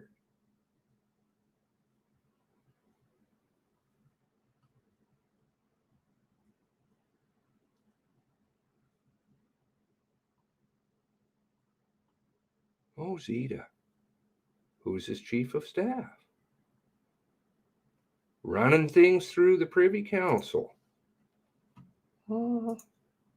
Zeta, who's already tied up with all kinds of trash that we've been through before on this channel. Under code words. Bullshit. Don't believe the lies. They're right there in front of you. The proof is there all over the place. Lee Bergerman. Oh yeah, no, that was the intent. That was what was said. Brenda herself. Leah. Darren. When are these people going to come before SECU? When are these people going to come before the MCC? Be recalled. All of them. And asked. Because they want to pass the buck off on everybody else. We'll hear some more of that. Because it's interesting where that tends to go with Lucki. To everybody. It's Kern's fault. Oh, no. You know, Kern's like, no, it's not me.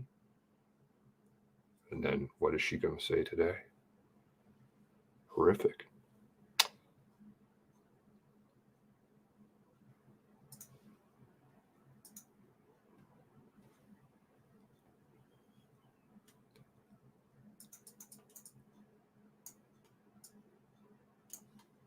Anxiously awaiting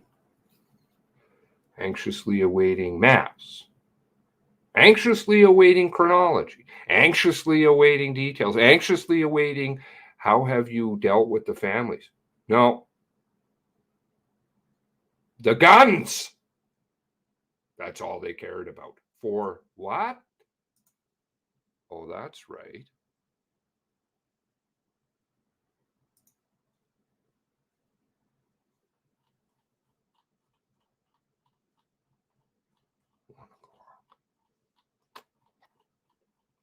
$1 28th. No wonder they pulled this.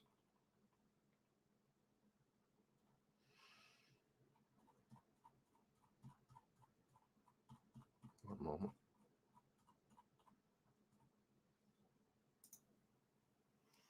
$1 on the 28th.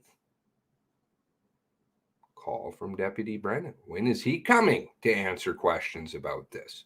Minister will announce new gun regime. Does that have anything to do with Nova Scotia? Leah?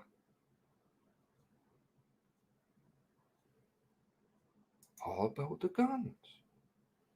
They already knew the guns. They already knew they were illegal. Are they on the list? Are they on the list? But you already knew. You already knew. I don't understand why the people in Parliament are so fucking far behind. Hopefully they'll speed up.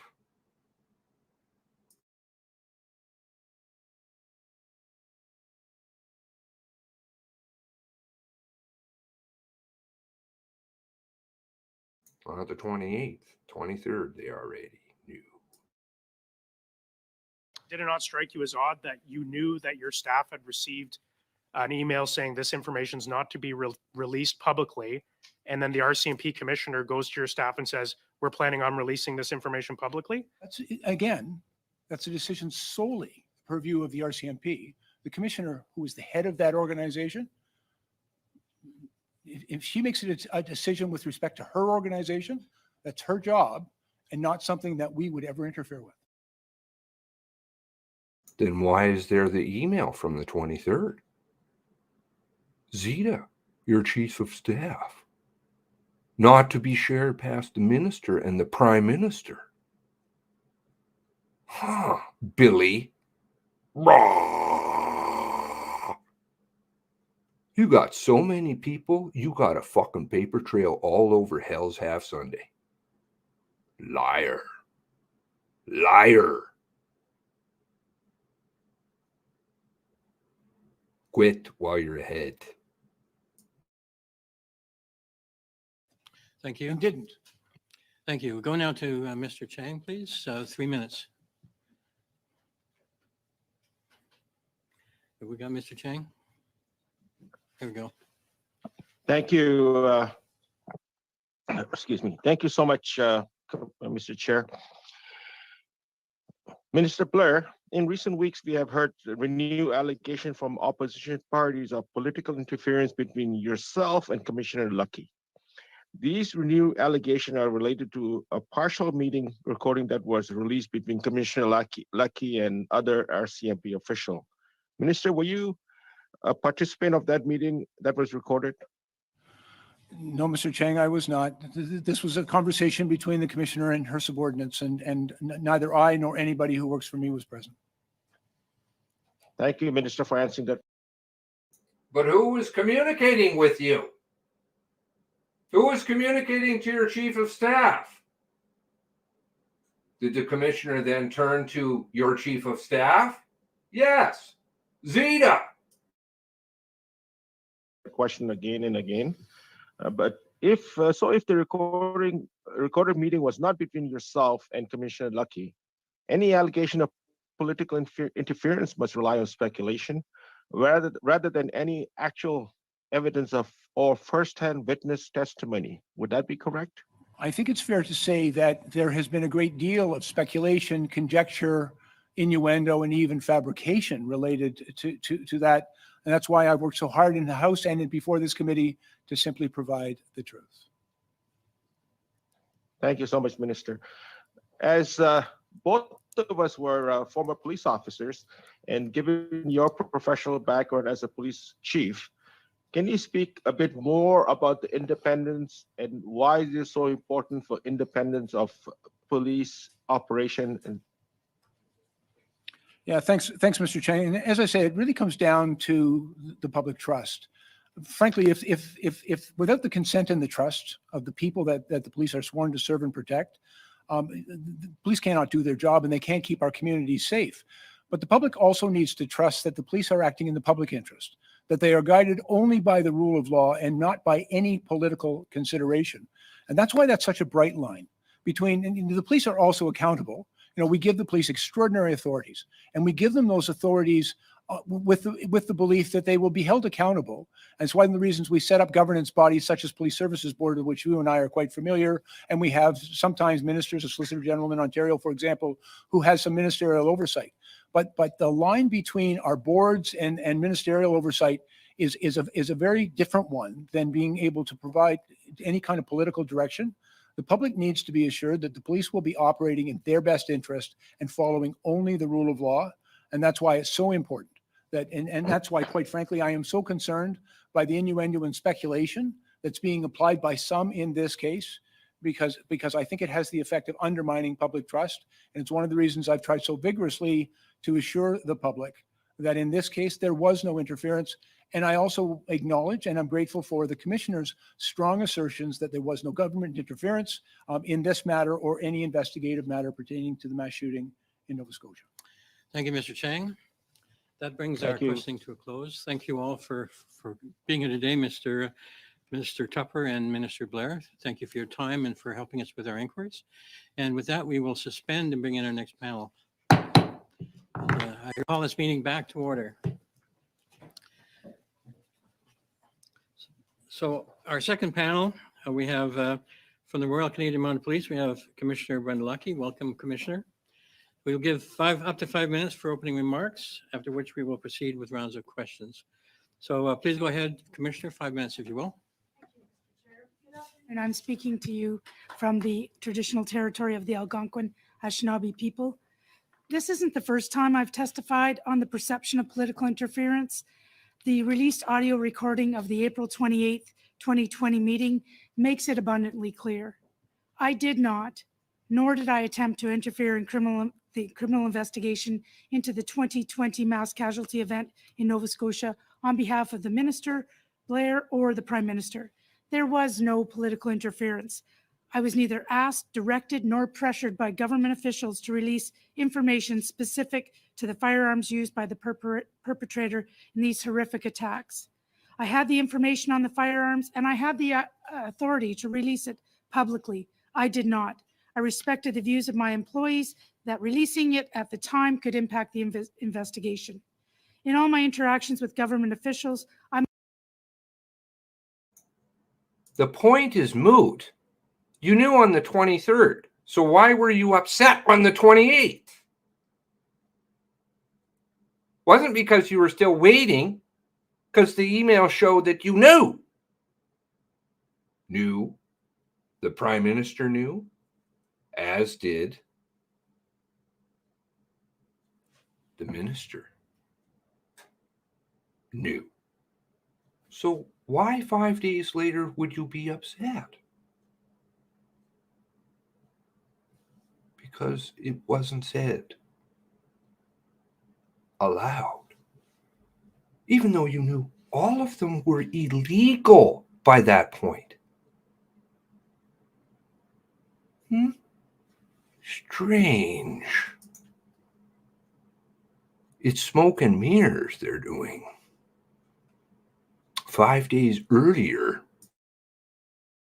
I'm aware of my responsibilities as Commissioner and the importance of ensuring foundational principles of police independence. This is so important for the RCMP, for all police services. I would encourage this committee to consider the difference between law enforcement sharing information versus the perception of political interference. As I outlined for this committee in July and at the Mass Casualty Commission, there were requests for information on all aspects of the attacks, including information related to the firearms. And the requests for information were reasonable and did not raise any concerns of political interference or impact the operational independence of the RCMP. As a commissioner, it's my responsibility to provide accurate, relevant, and timely information to government counterparts and elected officials and their offices. And these were the expectations that I was outlining in the April 28th meeting with my colleagues in Nova Scotia. I was not being briefed with the necessary information about the ongoing operation, and it was for this reason the meeting was called. Those who have listened to the recordings heard that I was frustrated with the information flow from Nova Scotia RCMP, be it related to victims, sites, and the supports provided to RCMP employees. This is in line with my previous testimony before the committee and the MCC. In the lead up to the April 28th press conference, I provided government officials with an overview of information that was being made public. The sharing of the information and briefings with the Minister of Public Safety are necessary, particularly during significant operations or incidents. It is common practice and does not impact the integrity of ongoing investigations or interfere with the independence of the RCMP.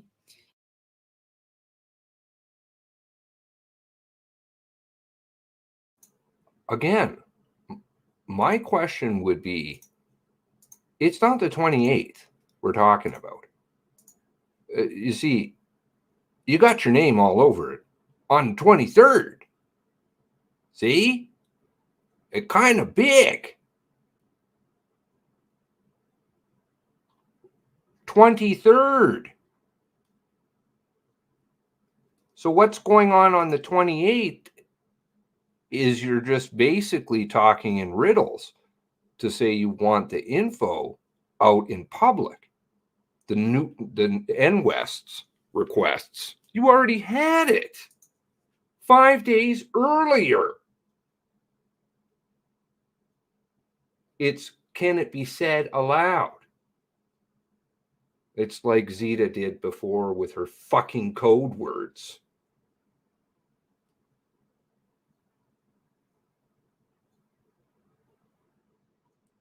I don't know.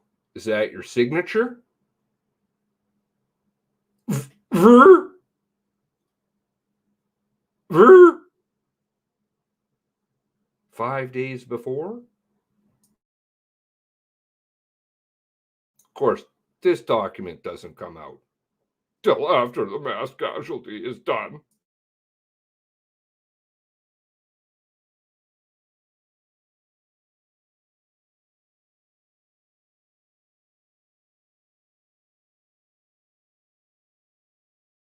It was at this time I was asked if the information about weapons would be included.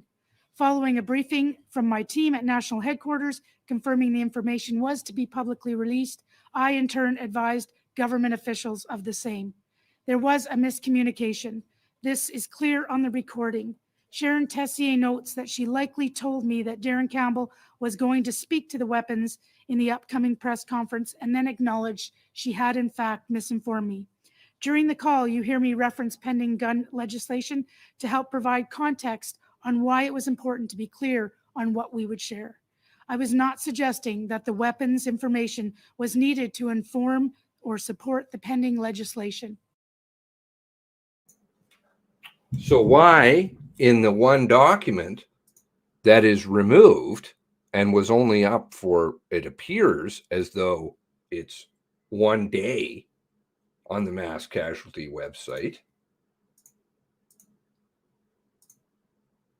does Leah on the 28th call from Deputy Brennan? Minister will announce new gun regime.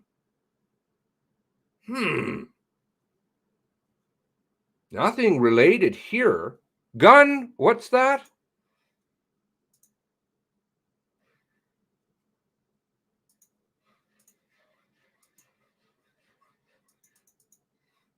Regime. No wonder they disappeared this comm number back in August. Oops, somebody fucked up and put it up.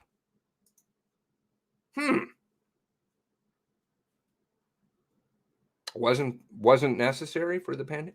Really? It certainly wasn't necessary for you, Brenda, because you got your big fat signature all over it 5 days before. It was simply about providing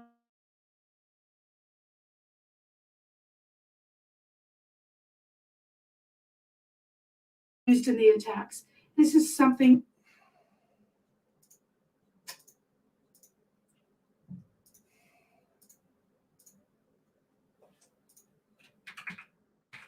needed to inform or support the pending legislation. It was simply about providing context for my employees. In addition to the legislation, there was considerable public interest in knowing about the firearms used in the attacks. This is something seen following other mass shootings, both here and in Canada and in other countries around the world. The desire to keep the public informed was part of the reason why I wanted the information released. We were getting questions at press conferences, and I wanted to be sure that I was providing clear and accurate information about what we could and would say at different points in the days and weeks following the event. As I have already stated, once I was informed by my team that the releasing information would jeopardize the ongoing investigation, the matter was closed, and I passed this along to the minister's office. I know how important today's discussions are, but I want to reiterate and be very clear for the record. I did not interfere in the investigation. I did not receive direction. I was not influenced by elected or government officials as it relates to the direction of the investigation or the release of the information to the public. I love the RCMP, and I am so honored to be the commissioner. And I'm so incredibly proud of the great work my employees do from coast to coast to coast each and every day, and I'm so thankful for them. I would never impact the operational independence of my organization. Maintaining integrity is absolutely paramount. Following today's testimony, it's my hope that we can quickly move past this conversation in order to help the people of Nova Scotia to continue to heal and keep the focus on those impacted. These discussions are important. Thank you. Try telling that to Leon or Leon's family. Your fucking trauma shit fell flat on its face now. And you're all in a world of shit. Your members don't like you. The Canadian public, when they learn of the government's involvement in this one, aren't going to like any of these people. You've destroyed you and your active hand rather than doing the right thing.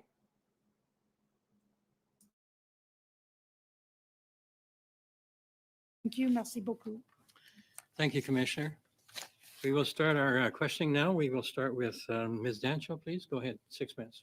Thank you, Mr. Chair. Thank you, Commissioner, for being here today.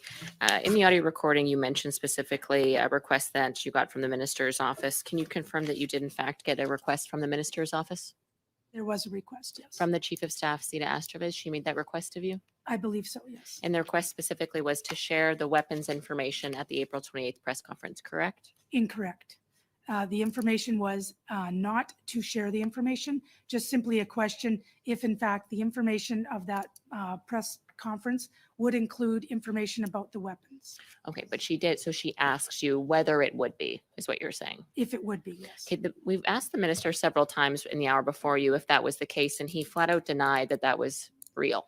He denied that his chief of staff would have done that. He denied that his office asked or even knew that you were going to be seeking this information being released. How do you respond to him denying what you said here today, what you said over the summer to us, and what you also said at your testimony at MCC? He's saying that's, in essence, he's saying it's not true. Well, first and foremost, I didn't deal a lot directly with the minister. I did in the beginning of the event, but more so I was dealing with various people in his staff, as well as the Deputy Minister of Public Safety. There was a lot of back and forth. this was, like I said, it was crazy times. There was a lot of phone calls, a lot of different talks. I didn't have my staff with me for the most part because of I COVID. understand, but the minister, sorry to interrupt, Commissioner, but the minister is saying that this did not happen, that his staff did not ask you to do this. They didn't ask me to do anything. They just asked a simple question. Right. I provided one of the versions because there was several versions of the media event that day. And I provided one of the versions of the speaking notes of Superintendent Darren Campbell. Yeah. And in that, they asked if, Thank you, in fact, Commissioner. the information about the I'm just going to weapons need to interrupt would you. be part of that. Thank you very media much. release. You mentioned, In fact, Commissioner, the speaking notes of Superintendent the media event that day. And I provided one of the versions of the speaking notes of Superintendent.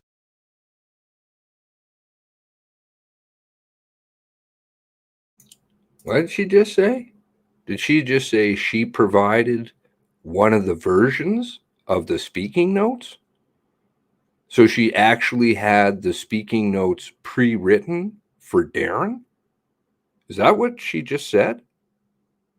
i.e., the guns were on the speaking notes. Is that what she just said? Because that's what I heard. I provided, there were many versions of the speaking notes, and I provided a version of the speaking notes. The media event that day. And I provided one of the versions of the speaking notes of Superintendent Darren Campbell. Oops. So Lucki wrote one of the versions of the speaking notes. How would she know? She's in Ottawa. Who would know probably better? Darren? Or Brenda?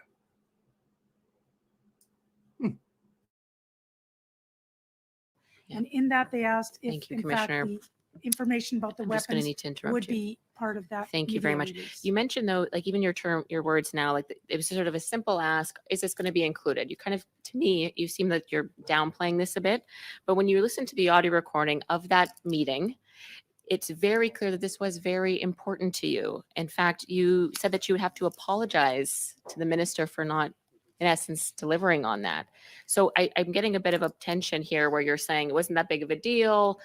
She had this ask. I said, yes, it would be. But then it was a big deal to you, wasn't it? That's why No. you called that meeting. That entire audio recording was about this issue. No, it wasn't about this issue. It was 90% of that meeting was about the issues regarding the flow of information from the start of this incident. How many minutes? 26 minutes so far have been released. Is that correct? We got about half of it. Are you sure 90%? 90%. 90% of the 26 minutes that were released so far have to do with okay. Smoke and mirrors. Smoke and mirrors. The information flow to the public about the shit you knew on the 23rd, which you were pressuring on the 28th. There were several requests for several different kinds of information that I wasn't receiving in a timely manner. Some of the information wasn't completely accurate. As mentioned in the recording, I do say that I plan to have this meeting at an earlier time. There was 2 or 3 times or 1 or 2 times that I Thank would you. have wanted to have the meeting, but I was very conscious of. Thank you. Commissioner, you mentioned you had to apologize to the minister. Did you speak to him and make that apology? No, I think it was more to his office, and it was about an apology of misinformation. It was you simply about apologized- the fact that Pardon me, just to clarify, you apologized to his chief of staff? Yeah, I'm going to say somebody in his office. It was more than likely his chief of staff that I would Okay. have said, you know what, sorry, didn't get that. Understood. So Zita Astroviz, the chief of staff, asks you whether you're going to share this information. From our perspective, that would be political pressure. The minister's office, which is the minister, his chief of staff, we know that if it's the minister's chief of staff, it's the minister asking for it. So if the minister's chief of staff is asking whether this information that you connected yourself to the OIC gun control policy coming forward, if that was going to be included in the press conference, to us, that's political pressure from the minister's office. Well, That's the concern here, ma'am. I appreciate your And perception, but your perception is incorrect. So, but you understand the perception that you were attempting to further the Liberal political agenda Absolutely concerning not. gun control, but you mentioned it specifically in the audio recording, ma'am. That's irrefutable. You Absolutely mentioned not. it in, are you denying that you mentioned it in the audio recording? No, I talked about the gun legislation because if you recall, my very first media event was with Minister Blair. And 1/3 of that was about Nova Scotia. The other 2/3 was actually about gun legislation. Obviously, that was in the news quite a bit. So I was providing context for my staff.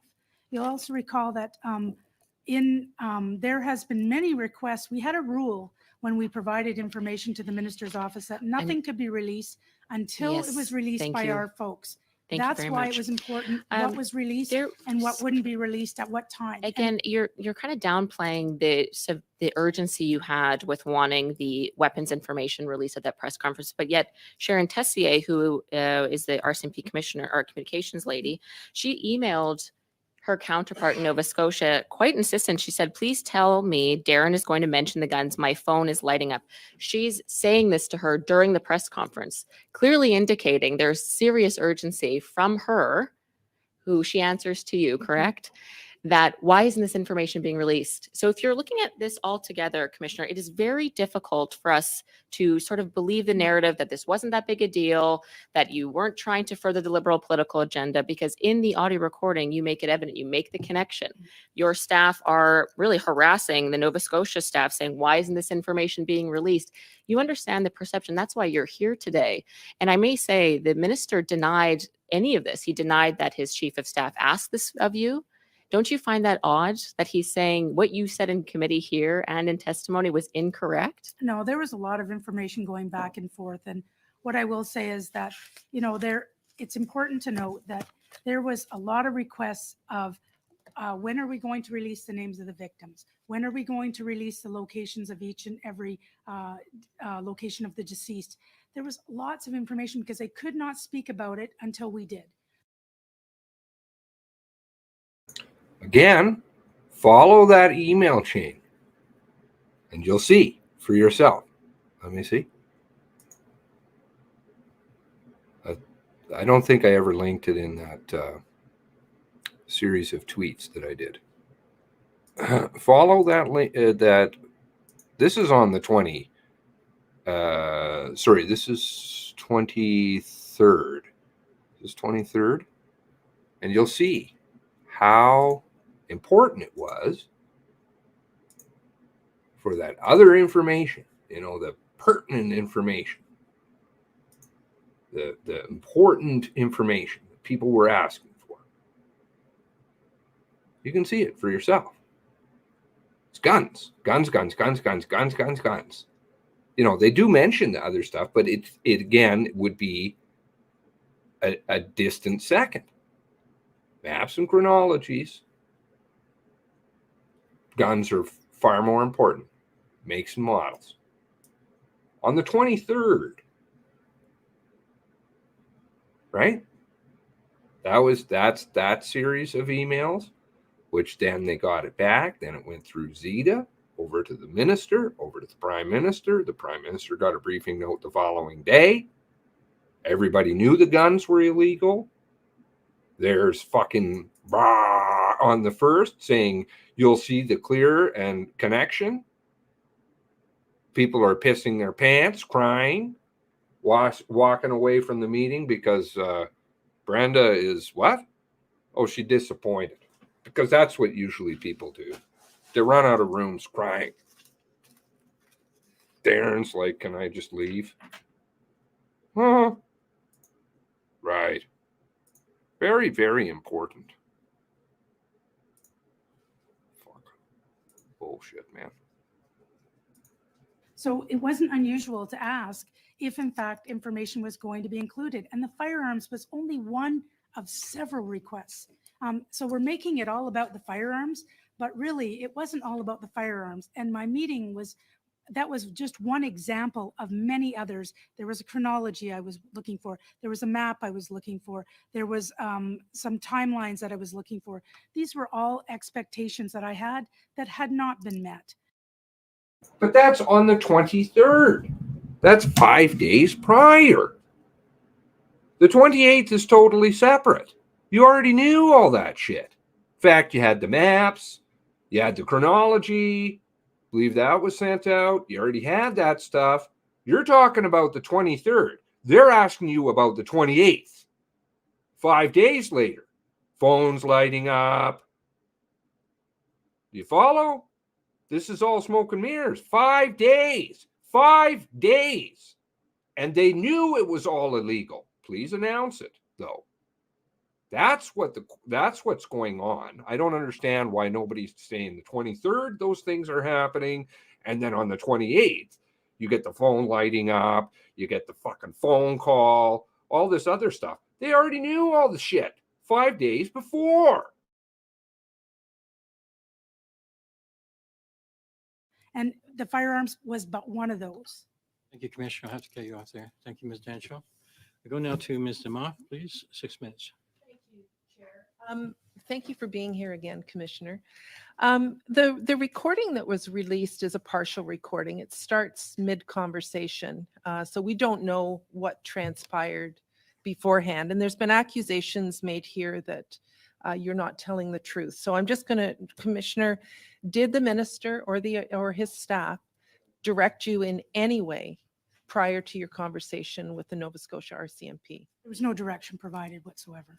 And is it normal, Commissioner, for the minister's office to ask questions about, in particular in this case, which was the worst mass shooting in Canadian history? Is it not normal that the minister or his staff would be asking you questions about what was transpiring? Absolutely, each and every day. And despite this event, this happens weekly, this happens daily. Obviously, in preparation for question period, we get lots of questions as well. But in a major event like this, it's not unusual for us to provide information. We get clarifying questions back. We clarify that if we can. That's part and parcel of part of my responsibilities. So, Commissioner, I read the transcript of the call that you had with the Nova Scotia RCMP, and we've heard accusations that you were overly emotional during the call. What I read and what I heard was a commissioner who was echoing the frustration that all Canadians had about the lack of communication being provided by the Nova Scotia RCMP. Were you being overly emotional, Commissioner, or were you in fact holding the Nova Scotia RCMP to account as Commissioner? I appreciate that you say all this because I was very careful of being calm. I knew that they were feeling, very traumatized by what was going on. There was a lot of pressure put on them each and every day during this event with 22 crime scenes and a lot of information. It's never pleasant to have a conversation when somebody's not meeting your expectations. That's why I thought about it. I didn't have it earlier on. I was very tempered in my approach. I was very calm. I didn't make. That's why people are crying. We only heard the beginning, middle part. Where's the end? Where's the crying? Where's Darren asking leave? Because you're just a little disappointed. That's not what happens. That's not what happens. You started to get more and more angry. Make it personal. It was more about the behavior and how we can move forward to meet our expectations. Earlier in questioning it, you were accused of harassing the Nova Scotia RCMP. People in your position as commissioner need to have hard conversations with people who work for you. Would you consider this a hard conversation, or were you harassing the Nova Scotia RCMP? It was a difficult conversation because they were, they didn't have the capacity. It was a difficult conversation because they were, they didn't have the capacity. It was very, there was a lot of negative narrative coming out in the media. So it was very difficult. And that was why it was so crucial that I have this conversation so we could be more proactive and more strategic about our communications. Well, Commissioner, I know you probably won't say it, but as a woman, you've been labeled as being overly emotional, as harassing your staff.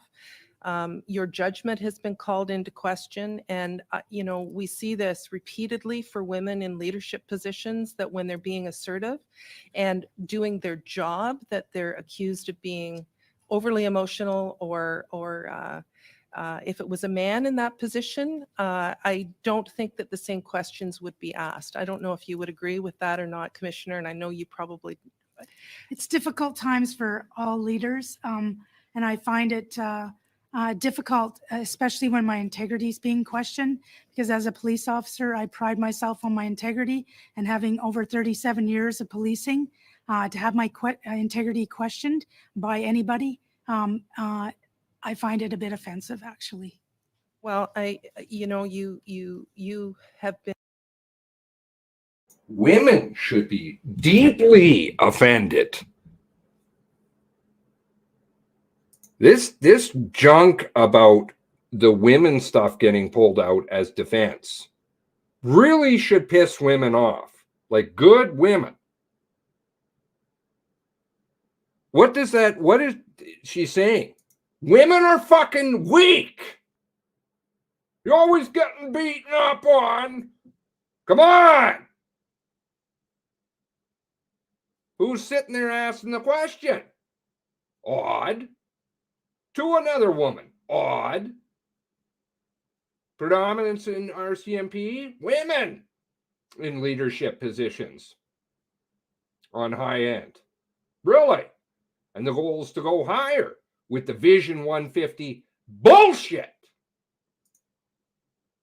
Quit baffling people and fucking lying to them. And quit making women weak or appear weak, because they're not. Been repeatedly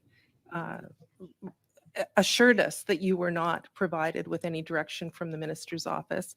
As I said, when I read the transcript, I saw someone doing their job in holding the RCMP to account. That's what we expect the commissioner to do in taking her job forward. So I'm not sure how much time I've got left, Chair, but okay. On the order in council to prohibit the firearms, Commissioner, did the RCMP provide input in creating the order in council, and how long would you have been working with the minister's office on that? On any legislation, if it affects policing, we're always, not only ourselves, but all of the policing community under the Canadian Association of Chiefs of Police. This would have been going on for a couple of years. It's no different than the cannabis legislation or online harms, any legislation that's going to affect policing, and especially in enforcement. How's it called again? What was it called again? Gun regime, I believe. On the comm number that was there for one day and then went. Strange. It's like, how many documents have gone? I'm not going to touch that now, but and the strategic order of releasing things and the dates. Oh, vile. More of it's going to come to light in a little bit. We would absolutely be consulted along with our other colleagues. So the fact that you brought up pending firearms legislation is you're not betraying any confidences. You're not, in fact, the Nova Scotia RCMP probably should have been aware as well that this was coming forward, but this had nothing to do with impending legislation, but rather just stating a fact that was well known by Canadians. Absolutely. It wasn't going to change anything in future dealings, and it wouldn't affect the integrity of any investigation as well. Thank you. And I noticed after the incident in Saskatchewan, the response from the RCMP seemed to have improved. Would you say that there were lessons learned after Nova Scotia in terms of communications with the public? Absolutely. In fact, at the beginning of that event, I called in the person who was overseeing the Mass Casualty Commission on behalf of the RCMP, just to make sure that no mistake was ever repeated. during that. And the flow of information in an event like Nova Scotia, I should be briefed minimally 2 times a day. I had 2 briefings in 6 days. So that shows you that the flow of information was not there. And I don't like to point fingers because, you know, a small division like that would not have the capacity that a bigger division would have. And so like in the recording, you hear Ms. Scanlon talk about 4 people and working 20 hours a day. You know, that's a tough go to try to, you know, get the information out to the Canadian public and the Nova Scotians, and they deserve no less. Thank you, Commissioner. Thank you, Mr. Ma. Madame Michaud. Ms. Michaud, please, 6 minutes. Thank you, Mr. Chair. Thank you, Commissioner, for your presence here. It's much appreciated. During the meeting on April 20th, 2020, we received the transcript of it, and you said, From the minister's office, and I shared with the minister that in fact it was going to be in the news release, and it wasn't. Vous mentionnez donc you mentioned a certain request. Can you provide more details on that request in particular, who it came from, whether it was the minister himself, his office, a member of his team in particular? It definitely wasn't from the minister. It would have been from his office and probably the chief of staff, Zita Asterva. It was not, it was just more of a confirmation after getting the speaking notes. I would imagine they'd already gotten a copy of the one of the versions of the speaking notes of Superintendent Darren Campbell. And it was more of a clarifying question if in fact the information on the weapons, would be included in that media release.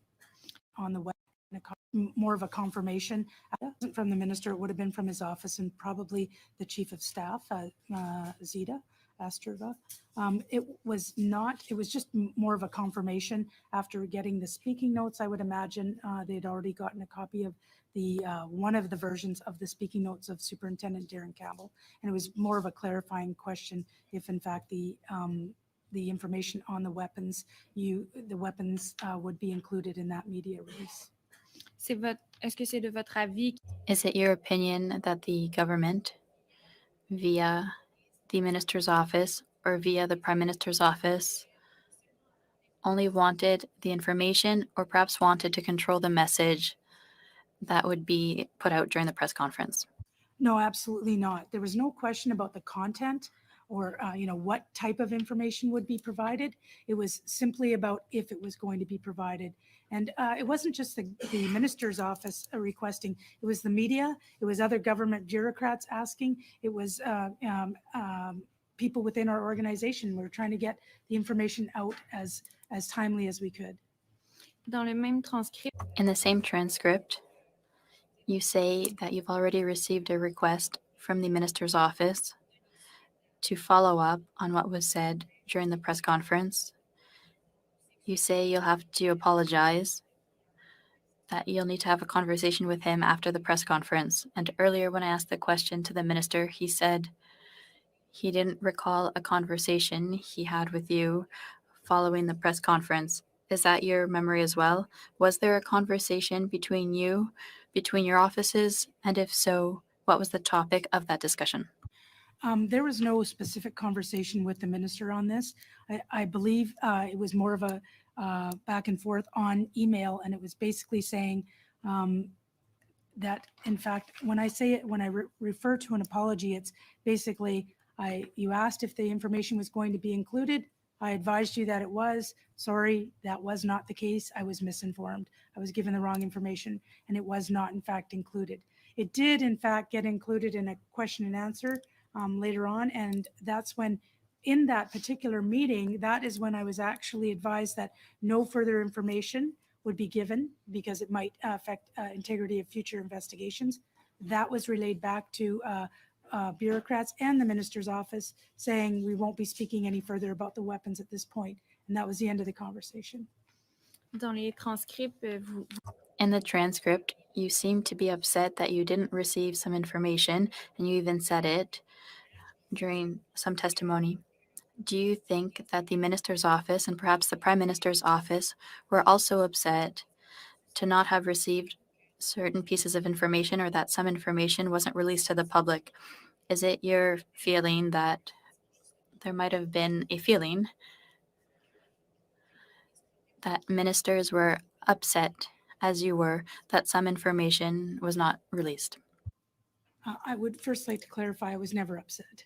That's not in my nature. I was frustrated with the flow of communication. The fact that we were getting requests daily from the media asking us when such information would be released, when the information about the weapons was going to be released, when more background on the perpetrator was going to be released, the information about the incident at the fire hall, the replica police car. There was an insatiable appetite of information from the media, from Canadians, from Nova Scotians who had a right to know what was going on. And it was so important. And I felt that when we didn't give that information proactively, I know exactly what happens in those cases. The media looks to other sources of information, and those sources are not always the best source of information.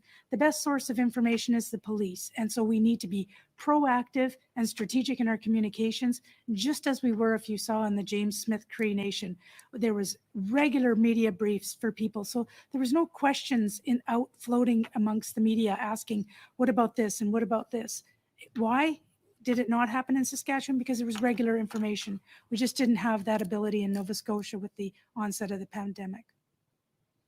Mon souvenir était que My recollection is that when the minister came in July, he said there wasn't necessarily a link between having announced made the May 1st announcement a few days after the killings in Portapique, that it was a coincidence, that it was at about the same time, that since 2018 he'd been working on that prohibition of certain firearms.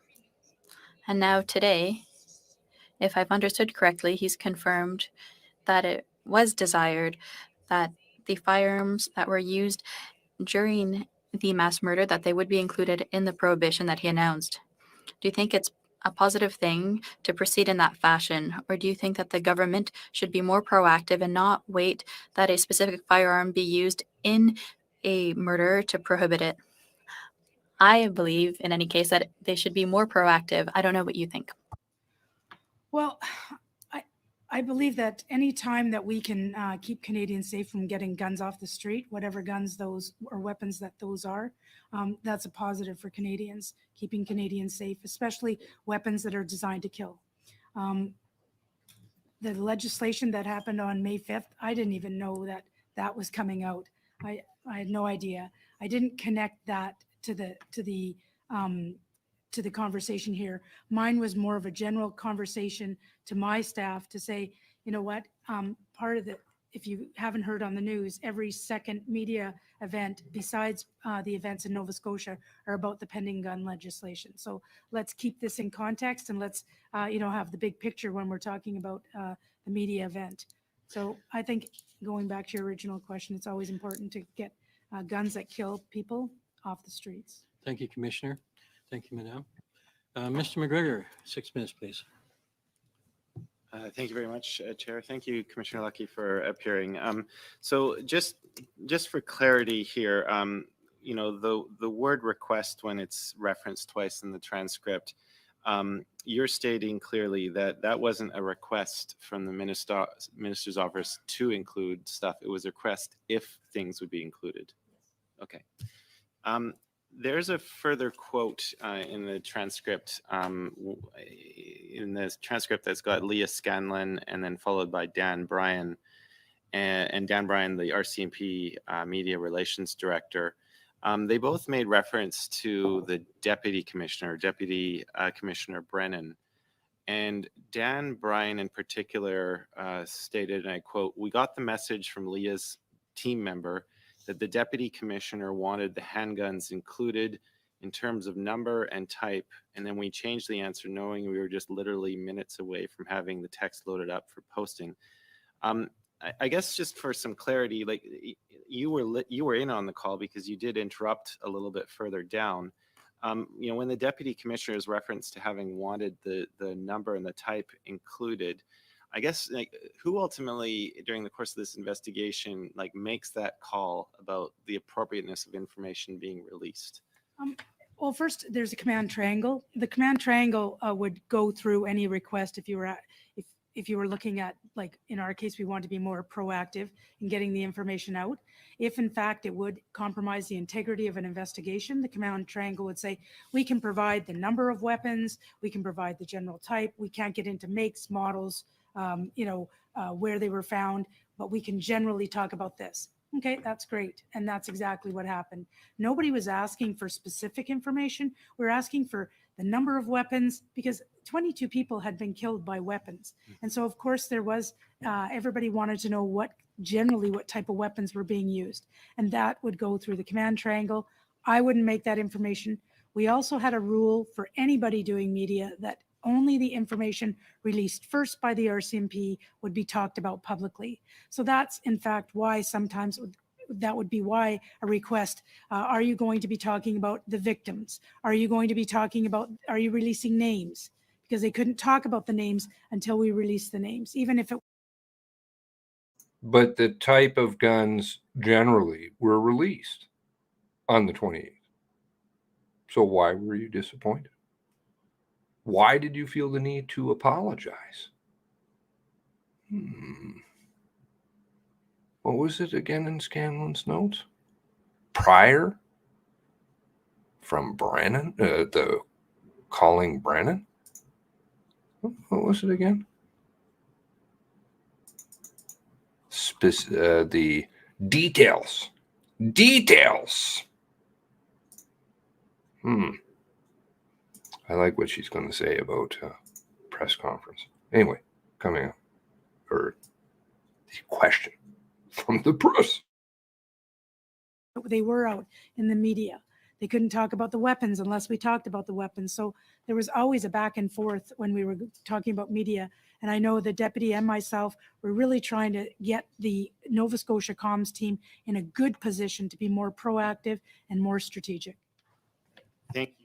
And further on, you made reference to this in your opening statement, when your quote is saying, does anybody realize what's going on in the world of handguns and guns right now? The fact that they're in the middle of trying to get legislation going. I think I was writing notes as you were speaking, and you said that it was important for the team to kind of understand the context. Can you clarify what you meant there? Like why did you feel it was important in the midst of this conversation that they understand that the government of the day had an OIC coming up fairly soon? It wasn't really specifically about an OIC. It was about legislation in general. Yeah, legislation in general was looming. It was talked about every day in the media. It was talked about in a media event that I did with the minister. And so obviously it was important. It was coming out. It was more about providing context as to how. It's already come out though via the trucker stuff, the Emergency Act stuff, about how the media is purposefully seeding information. So is that why the gun stuff is so much in the public eye? Oh, I think maybe 600 million reasons why. Remember who's paying the media? This information would be linked possibly, or could be linked into legislation, like the fact that it provides people context. Sometimes we talk about things on why we do things, why they're important. I said, don't be like in my mind, and I testified about this on previous occasions, is we can't be naive about what's going on around us. So of course, people are interested in this. They might be interested in the legislation. They might be interested in, the weapons that killed people in Nova Scotia. Everybody wanted information on that. And I always had to refer and say, sorry, I can't release. Okay, so this is a question for family members. In fact, actually, I don't know how many are in here right now. Hey, Cindy. How many people were first and foremost interested in what guns were being used? That's what came to your mind. With all this alert shit, let's see, the police cars being used, uniforms, all kinds of stuff going on. I and certainly the family members that I have spoken to, and I've asked them this question directly, This one that she's just referring to, saying, oh, everybody wanted to know about the guns. Nobody at that point wanted to know about the guns, family-wise, that I've spoken to. No, they didn't want to know. They wanted to know what the fuck happened. Why they weren't told about their family members, what the hell was going on in terms of information, why the alerts weren't being used. The guns, way down on the list. Way, way down. This is what they wanted.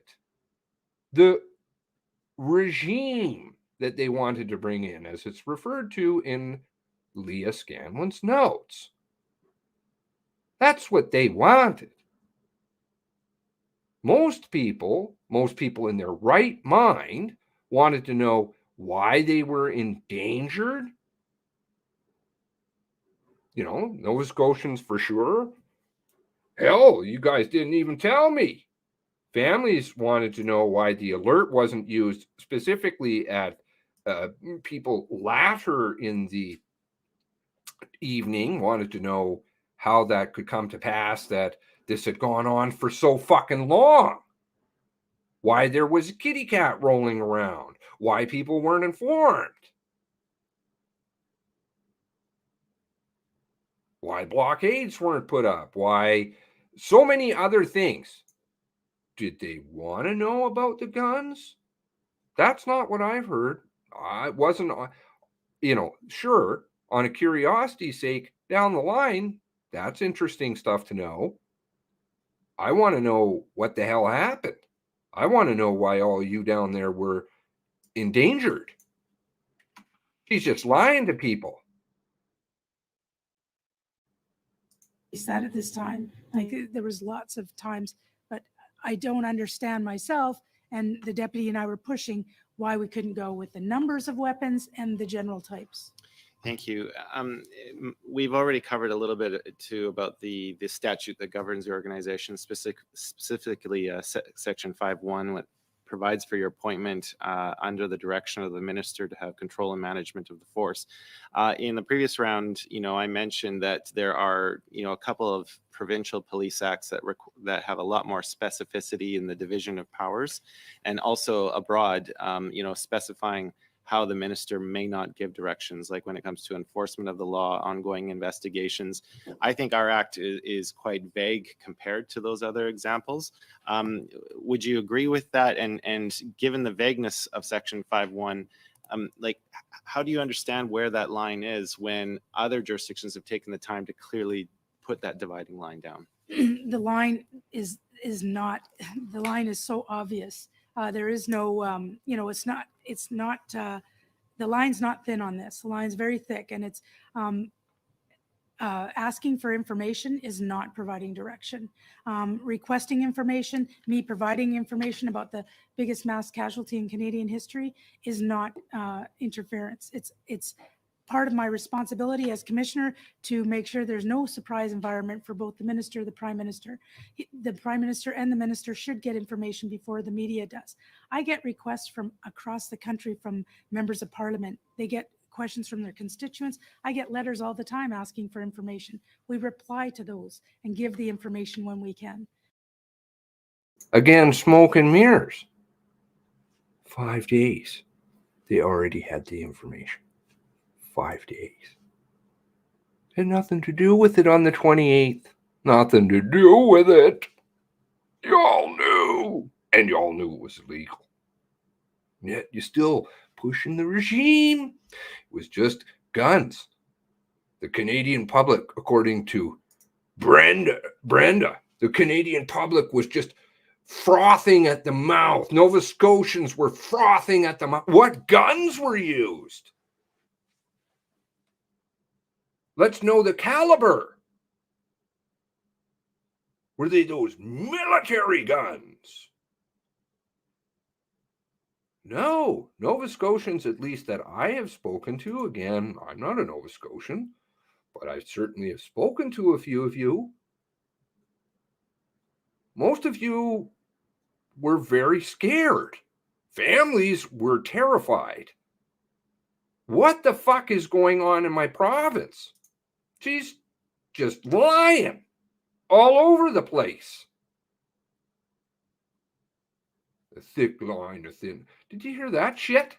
It's right up there with her racist Matt comment. It was a thick line. It wasn't a thin line. It was a very thick line. What? Speak English, woman. That's part and parcel of the relationship between government officials. Our detachment commanders do it with the mayors. Our commanding officers do it with the premiers. This happens weekly, daily in some cases. So there is no line for me, but obviously the fact that I've had to testify on this 3 or 4 times means that we need some clarity here, because I don't wish this on any other commissioner going forward to have to respond to this again. Thank you, Mr. McGregor.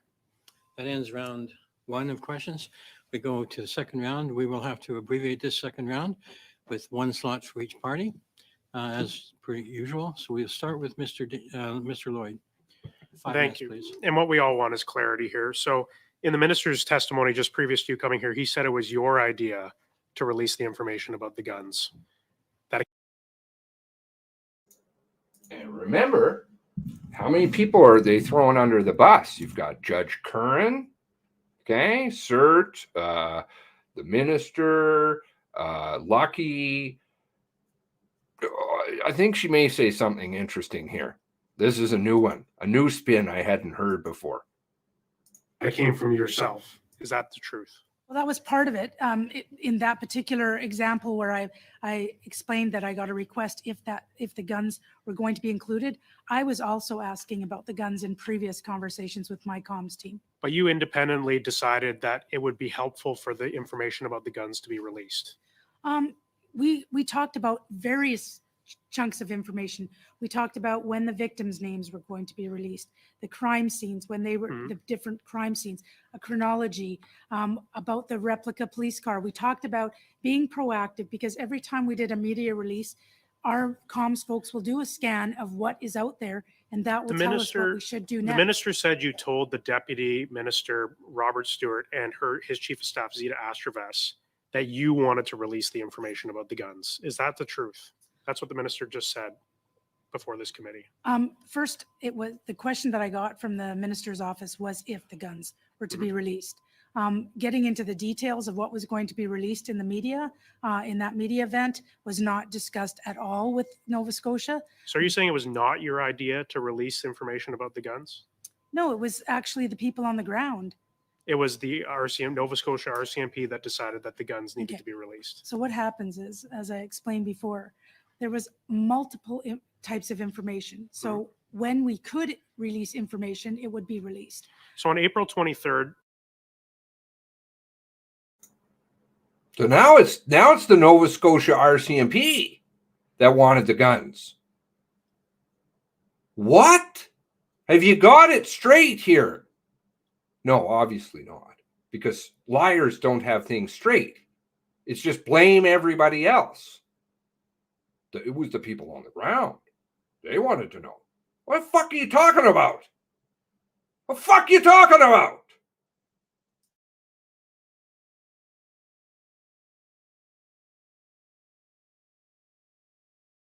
And that media event was not discussed at all with Nova Scotia. So are you saying it was not your idea to release information about the guns?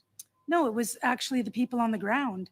It was the Nova Scotia RCMP that decided that the guns needed to be released. So what happens is, as I explained before, there was multiple types of information. So when we could release information, it would be released. So on April 23rd, you were part of an email chain where CERT said, this information is only to be released internally. And you told the Prime Minister's office and the Minister's office that this was only for internal distribution. Just 5 days later, you were on a call with your staff and you said, why was this information not included in the public media availability? During those 5 days, did you receive any emails or confirmations from CERT that this information should now be released publicly? No, that information that we got was not, there was no intention to release the detail of that information. That was very detailed information. There was no intention to release that. all we were looking at to be proactive is the number of weapons Mhm. and the general types of weapons. That's the information we were looking at. And that was the questions I was getting asked from the media. I myself was curious as to why that was not happening. But the it- staff, Who pays the media again? Who provides big subsidies to the media? Who seeds stories? And that came out in the Emergency Act hearings, which are also going on conveniently at the same time, just to baffle people and overload them, like thousands of documents being dropped, to which there's still 60,000 documents, 60,000 missing from Nova Scotia. on the ground were worried that this could compromise an ongoing investigation.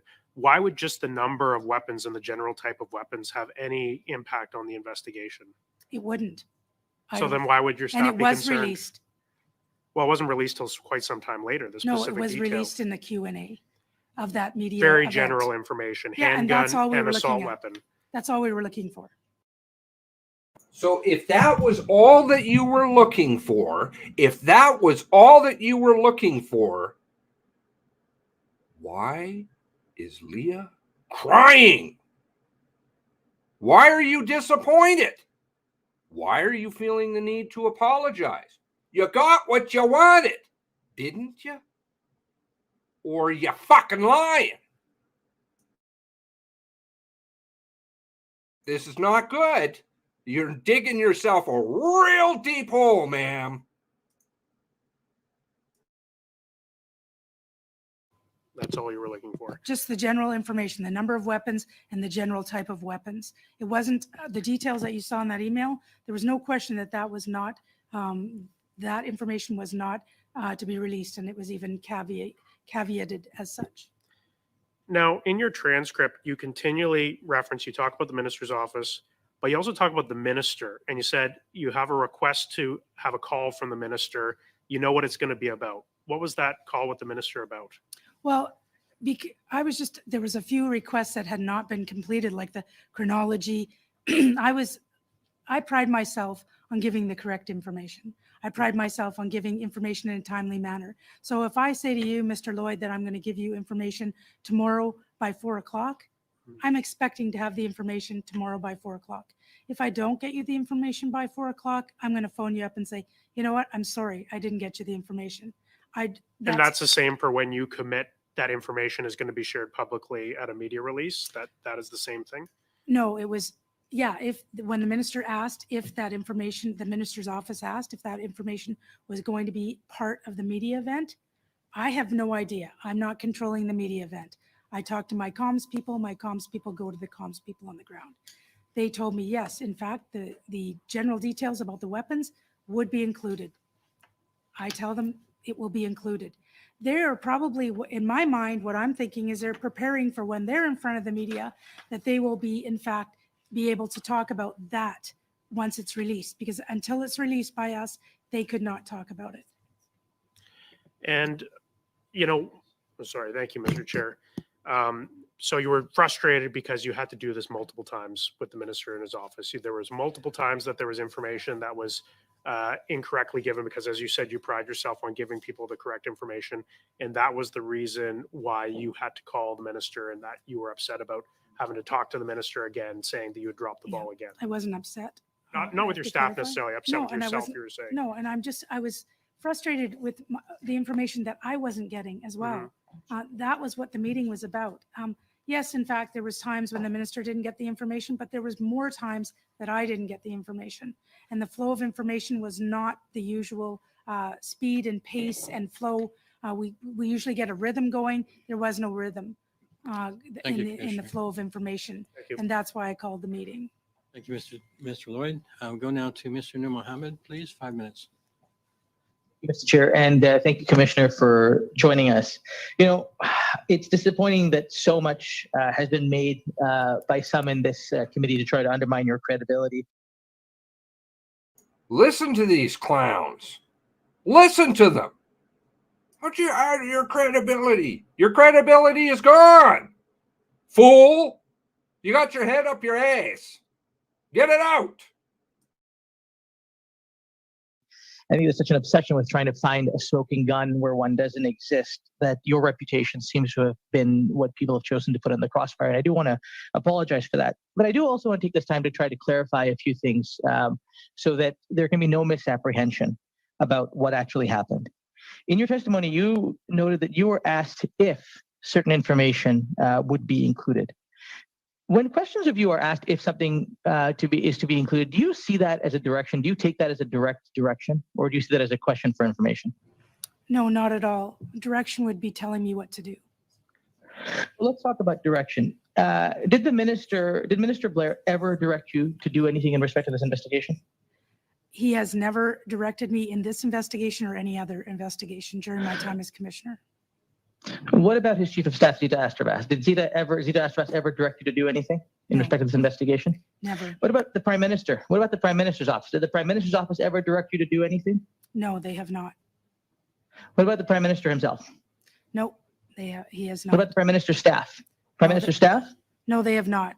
I've received What requests about- for what about- information, but not direction. What about other staff in the Minister of Public Safety's office? Did they ever direct you to do anything? No, administratively, I have actually had ministerial directives on specific administrative matters, but nothing in the operational realm. Nothing in the operational realm. If the minister were to direct you to do, He left out a very key department, too. What about the Privy Council? They like to wash their garbage through the Privy Council, which, I believe certain people involved here can claim that they're part of the Privy Council too. So, are they technically lying if they say, well, part of the minister or part of the Privy Council? Which one is it? But he left that one out conveniently. do something in the operational realm, what would your response be? Sorry, I cannot provide you the information. I cannot do that. You're crossing the line. There's a number of things I could say. I've never had Would to you do say those that, things? but sorry. And you would say those things, is that correct? Absolutely. I have the courage of conviction to do that. That's why I'm commissioner. A lot has been made of what appears to be this desire to paint you as being angry or upset on this phone call. And I just want to stop for a moment and ask you, as you look back, how much of that perceived frustration or whatever people will try to call it was about the lack of information and the lack of clarity you were getting from your team in Nova Scotia versus this idea that you were somehow disappointing the minister? About 95 to or more percent was about the flow or lack of flow of information. And that's where my frustration was stemming from. And just to be clear, what percentage came out of this perceived direction that some members claim you had received? Well, I said this in previous testimonies. This was kind of the straw that broke the camel's back. Getting the wrong information from my staff was yet another example of what was happening throughout those past 7 to 10 days. Just to be clear, it was not in request. It was not in response to any direction, because as you've said in this testimony, you received no such direction, correct? Exactly. So I'm going to ask you the same question that I asked the minister. There is a very real problem, I think, when parliamentarians choose to act in a way that undermines the credibility of our police services at times of crisis. What would you say to Canadians that are watching this, who have heard the minister unequivocally state that there was no political interference, who have now heard you unequivocally go through all of the people that could possibly have directed you to do something, and you said none of them gave you direction? And I think that's greatly reassuring to me. But what would you say to Canadians? Well, what about all the people who said otherwise, sir? What about Lee Bergerman? What about Leah? What about Darren? You calling all of them liars? Seems like there's two different things going on here. I'm glad your unequivocal denial is greatly reassuring to you. Where's your affinities again, sir? Ah, I understand where you're coming from now. To give them the confidence that their police services and the RCMP in particular are independent of political interference and have been in the case of what happened in Nova Scotia. Well, I would like to say to Canadians that they should have every confidence in not only the RCMP, but the other 193 police agencies across Canada. Because each and every day, the police officers of the RCMP are out in the communities 24/7 trying to keep Canadians safe. They're doing everything they can to ensure the safety of Canadians, making thorough investigations, bringing people to justice. And this is part and parcel what we do. And we do it very well. And we're a police agency of excellence. And we do so many things so well. And I would like Canadians to have confidence, not only in the RCMP, but in their police in Canada. Thank you, Mr. Nur Mohammed. Thank you, Commissioner. I will go now. Madame Michaud, 2 minutes. Madame Michaud, you have 2 minutes and a half. Thank you very much, Mr. Chair. I was reading the transcription that was made public, and the regional team seemed to think that it was a bad idea to divulge the type of arm because it could compromise the inquiry. This is what I could understand. But while you were answering a question earlier, you said that this was the idea of the people on the ground, that they wanted to divulge the type of arm that was used. Could you please clarify their intention? Why did they want to divulge this information? Did it come from the people on the ground? Was it the government? Or was it your team from the RCMP? Oh, thanks for asking that clarifying question. This was, in fact, the question was asked if this information was to be included. I thought it was a really great question because I felt that at this point, given this was a huge media event, they had planned it for days, and the speaking notes were very, very fluid. It was something that was going on very quickly, and so it was important that we included as much information as possible.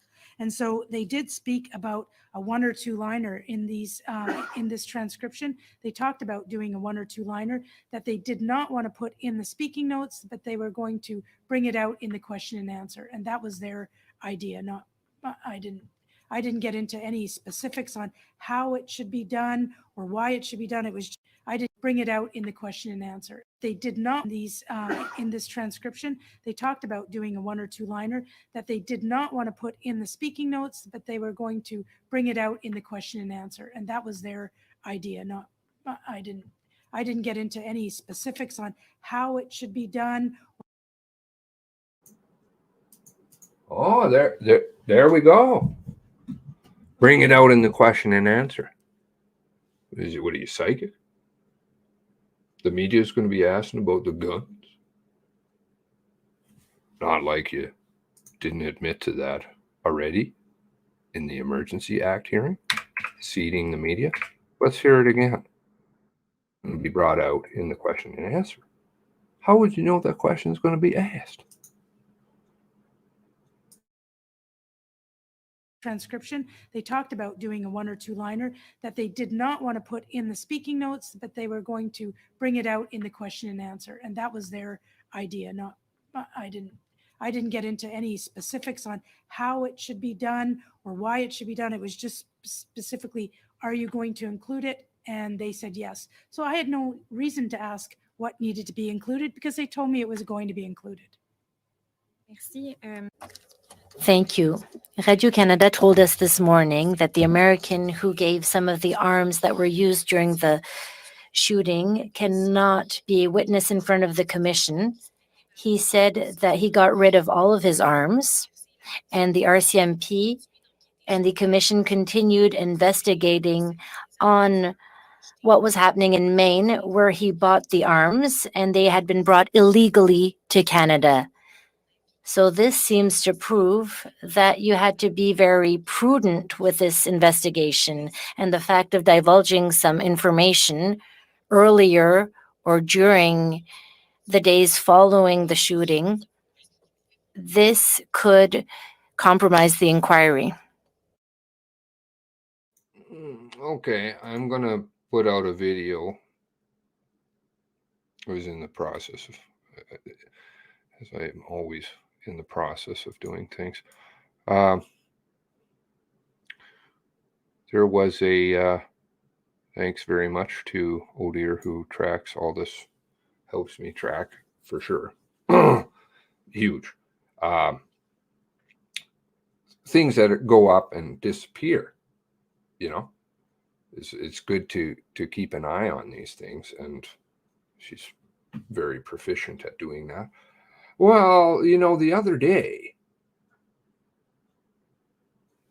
in fact, I think I know what day it was removed. Sean Conlog's. Oh.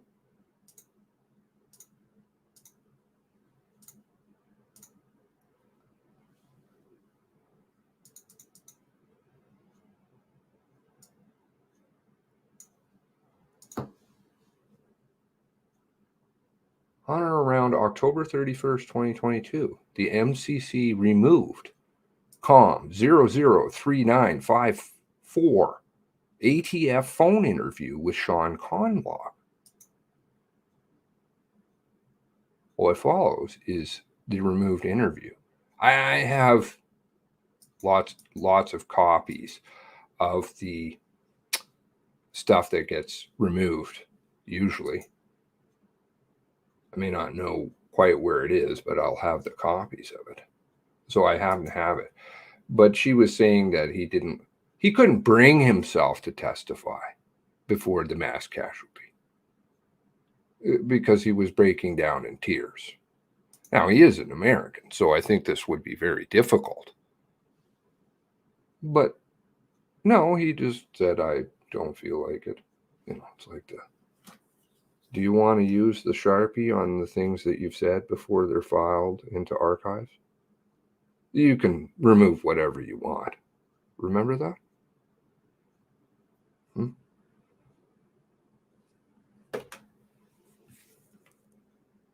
Odd.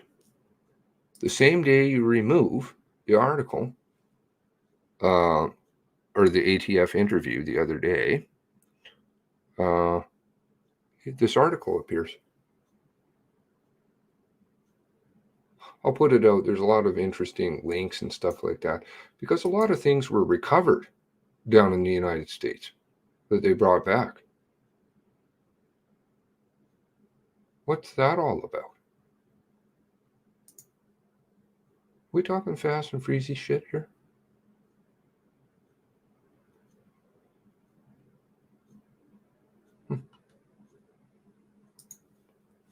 Moving along.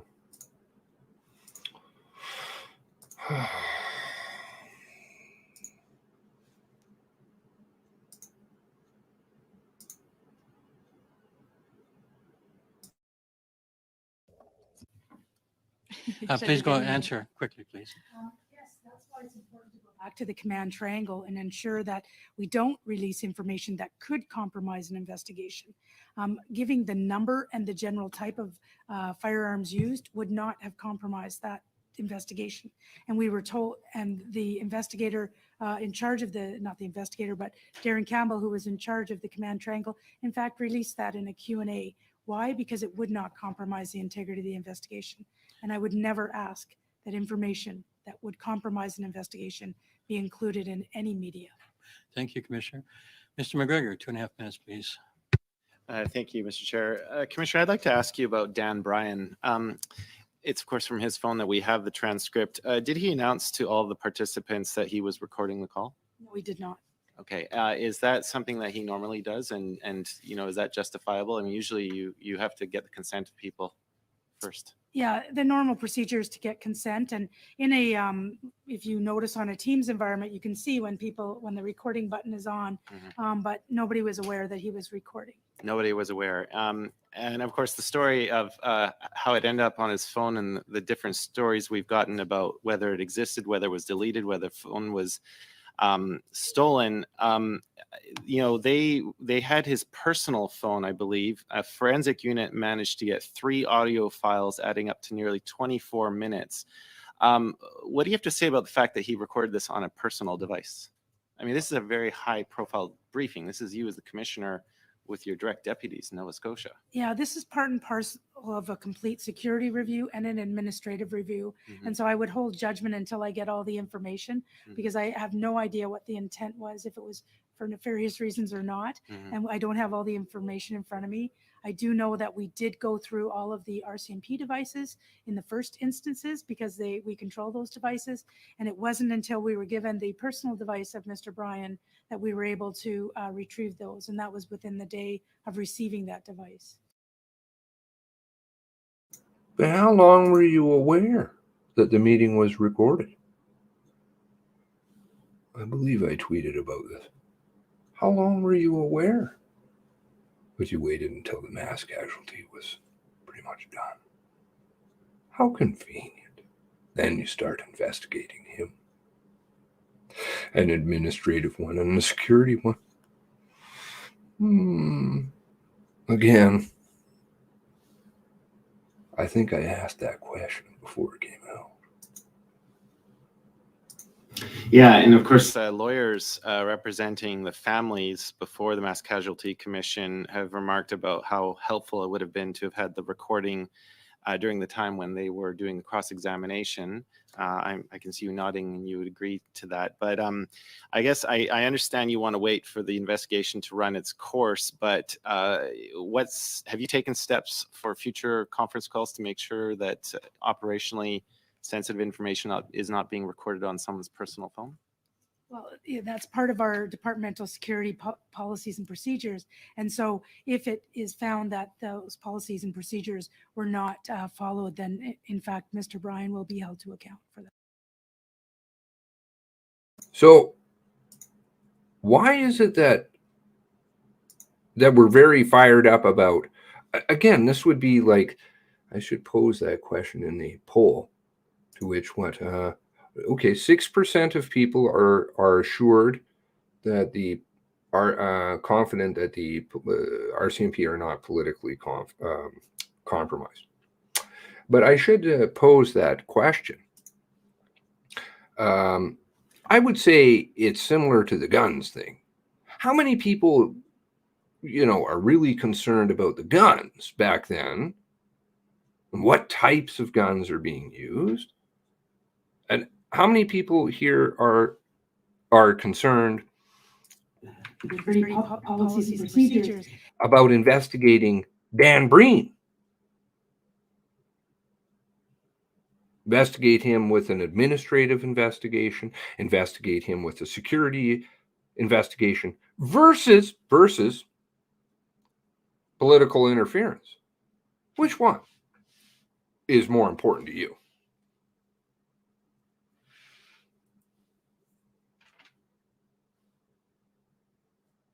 Somehow I don't think, again, Canadians are really concerned about the potential security leak of politically compromised RCMP, you and a corrupt, deceitful, dishonest government, versus Dan Breen, who was keeping shit, and I would highly suspect is still keeping stuff in his back pocket because he knew the bus was coming and he better get out ahead of this one.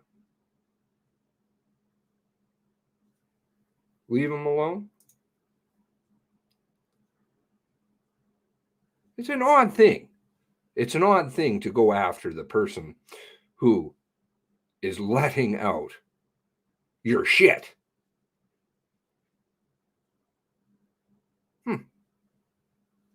Protection racket for politicians. That's kind of like the white shirts are a protection racket in and of themselves. It's all fucking one and the same. Disgusting people. He's a whistleblower. He is. Why are we running such a, morally criminally defunct government, and it has no political thing, because I can assure you this happens in all stripes. Why are we allowing this shit to happen and yet persecuting people who are trying to safeguard not only their own ass because of the system? See, he wouldn't have the need to record if the system was clean, would he? I know he inadvertently hit record 3 times, which is a bit of an odd one, but whatever. I suspect if they did the right thing and called, as I put in the note there, when are they going to recall the MCC? When is SECU going to recall them all? When are they going to have Dan Breen out? All of these people need to come back before SECU, and some of them for the first time, right? Breen and Tessier got to come before the MCC, but you got to get them all back in there now. MCC's got to get right fired back up because, well, this one, in amongst some other ones, the sit rep report is a disaster zone, I'll tell you. A fucking disaster. And so if it is found that those policies and procedures were not followed, then in fact, Mr. Bryan will be held to account for that. Thank you, Leave it at Mr. that. McGregor. Thank you. So that wraps up our questioning. Thank you, Commissioner, for being with us today and for assisting us in our inquiries. I would like to advise the committee that it looks like we'll be able to finish witness testimony on Thursday for C21. So I'm asking everyone to get their amendments in by close of business on the following Thursday so that we can take up clause by clause the following week. So with that, thank you all for Madam Mitchell. Wait a minute. Si vous pouvez clarifier, Monsieur le Président. If you could clarify, Mr. Chair, you said that we had Mr. Chair, we said we were going you had agreed to another. to meet, but are you going to say that we're going to have another meeting for C21 on Thursday? Are you saying that we're having 2 meetings on Thursday? What are you saying exactly, please? Yes. The clerk and I were panhandling for meeting slots last week, trying to arrange this meeting. We managed to get the Why, slot on why, Thursday. Mr. Chair? Why What's is that? We didn't skip any meetings for this. So why are we having an extra meeting on Thursday? Well, because we were able to get the slot because we thought we were going to have this meeting then. Mhm. This is the extra slot. We We did not didn't have it- we agree. didn't have We did this- not agree to having we didn't another have this meeting slot. on Thursday.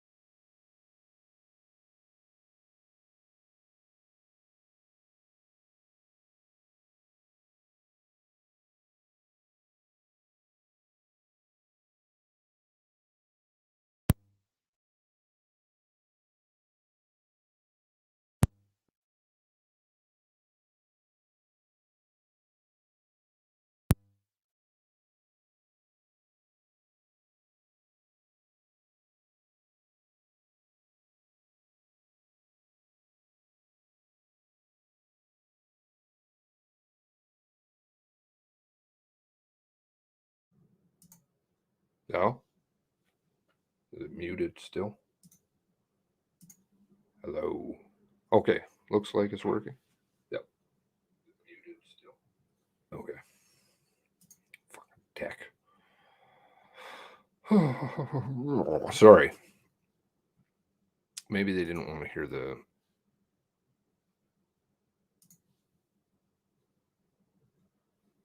just the very end there. Oh. One moment.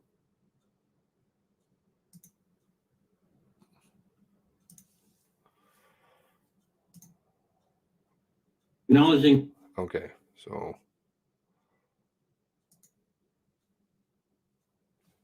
let's try this.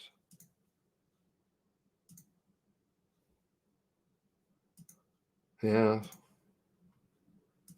I do know who's to blame. Okay.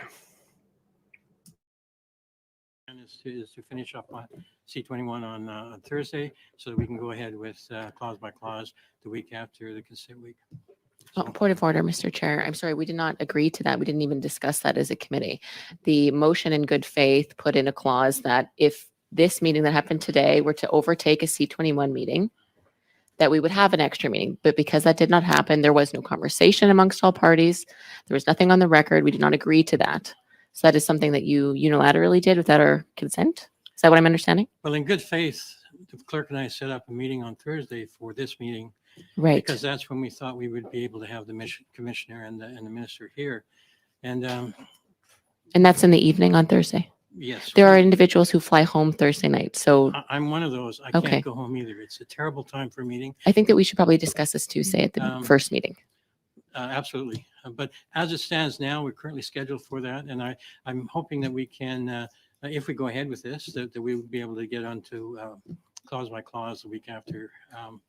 I just want to give you notice today so you have more time to prepare amendments. I'm sure you've all got amendments in the queue ready to go. But anyway, so with that, we're over time and we're slowing down the other committees. So thank you all for your time today. And with that, we are adjourned.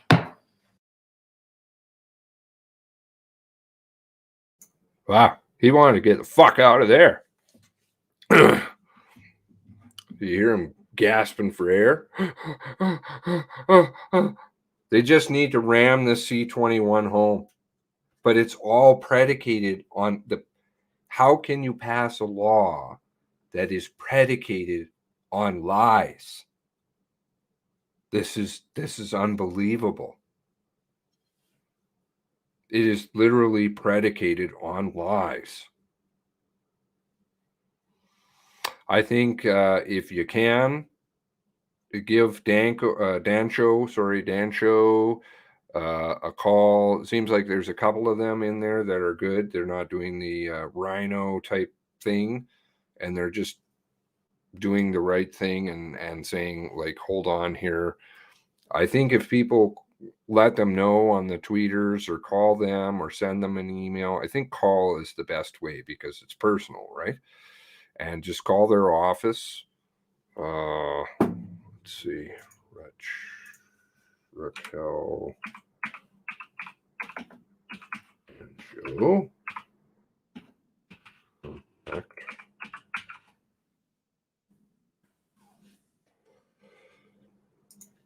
I forget the other fellow's name in there. That seems to be. Oh, I gotta do this, right?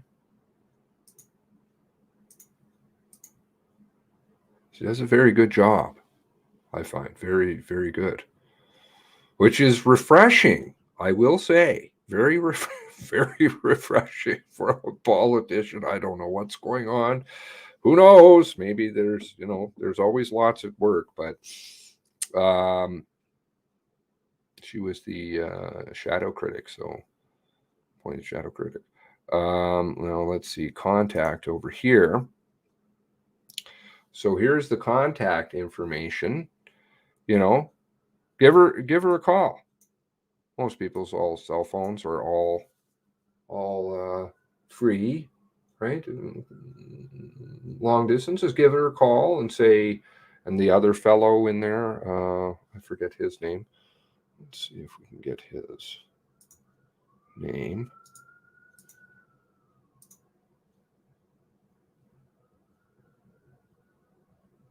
that seems to be doing. These guys are all pretty. You've got Krista Michaud, who seems to be doing a very good job too. This fellow Dane Lloyd.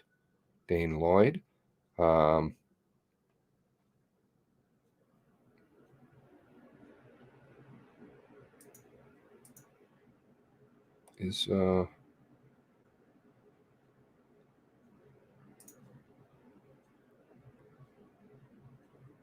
just want to check something here, because somebody asked earlier, and that is curious that they had Dr. Ellis. There he is. He's an associate member. Interesting. And he stormed out of the meeting there the other day. So that would be my read. I think Doug Shipley is good. Ellis was seeming to rant, like not wanting to interfere with C21. There's people who want to really seriously get this home. But I don't think that's right until there has been a thorough assessment of what is the basis of this. I mean, if it's all predicated on lies, should you be passing a bill predicated on lies that's going to restrict the freedoms? And I am not a gun advocate. I'm I have my own views, but I'm that's just my views. But I don't believe that laws should be ever passed anywhere predicated on lies. So, maybe sending Dancho, my apologies, giving her a phone call. Just give her a call, her office, and just say, hey, you know what? I'm a Canadian. I'm or any of these people, and say, listen, I'm grossly dissatisfied. You call the ones that are pushing for it, like this Talib Noor Mohammed, Ron McKinnon is clearly pushing for it. Obviously, Pam Damov is pushing for it. You call them too equally and say, listen, I think you as a taxpayer, as a voter, I would like to see more information before you guys proceed with C21. I would like to understand, is this predicated on, let's have a full investigation where this stemmed from, the political interference, etc., because it has a direct bearing on C21, as does it on the handgun legislation, interestingly enough, too, which came along later, and there were some interesting stories that surrounded all that. And when that came about, there's always stuff in the media, right? So let them know. I'll see. Sorry, I'll get back to. Here we go. All of these people are people on the SECU committee. I'll have to contact there.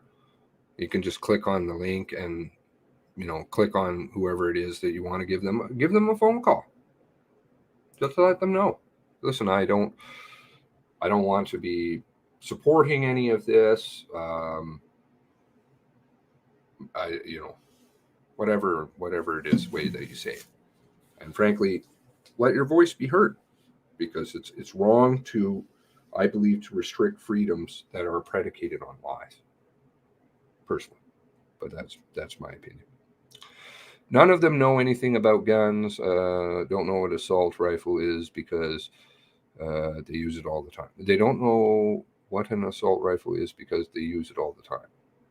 Some of the restricted guns I'm not intimately familiar with it, but I am familiar with that. Like, some of it is just ridiculous.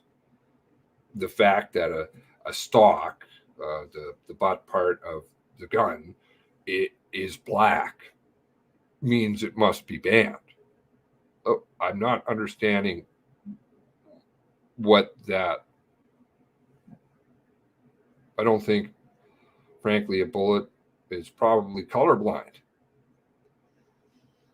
And in this day and age, you know, I noticed that down there in Nova Scotia, you guys had the 3D printing thing.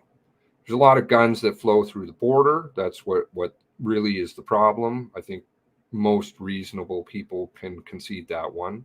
It isn't law-abiding gun owners who are running around amok. And no, I mean, all you have to do is open up your paper, and I always encourage that kind of thing. Look at the person who is the person that's charged with the gun offense, research them, find out if they are a legal gun owner, and not over 99 percentile, you're going to find no, they're not. So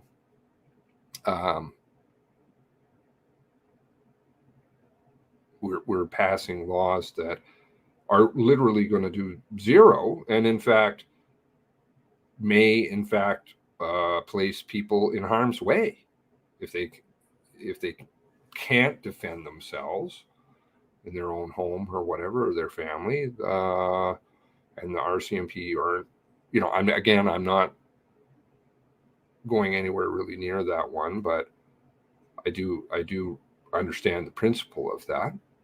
Being able to protect yourself and your family or your property is, I think, it's not something like the castle law that we have. We don't have that. If you do anything to a criminal in this country, frankly, you know, whether they're breaking in. We had a case here in Alberta not that long ago of somebody who was quite a vicious assault that was going on, and long-term stalking and stuff. And the person, you know, tried to get this person removed and all kinds of other things, and ended up shooting him because they came back, and he did die tragically, but he of course got charged. I've seen stabbings, you know, whatever. You do anything, it's considered assault. So, welcome porn, buy porn. Flintlock pistols, are they banning those? I don't even know. Are airsoft, some of the restricted guns were airsoft. Right, and you had the I believe it was the Vancouver police chief and the Edmonton police chief earlier in SECU meetings saying, listen, you know, that's the problem. We have illegal guns.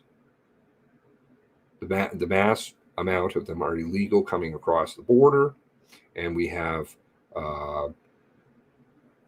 conversions from airsoft guns and 3D printed guns. And not that long ago, what was it, probably within the last week, 2 weeks, RCMP Nova Scotia were investigating 3D printing shop printing guns. I don't think that person probably had or was selling weapons to somebody who had a weapons permit. I don't know quite how you can register a 3D printed gun. I'm being completely facetious. So this is going to do hats, names. At some point, the silliness needs to slow down, and people need to say, "Hold on a moment here."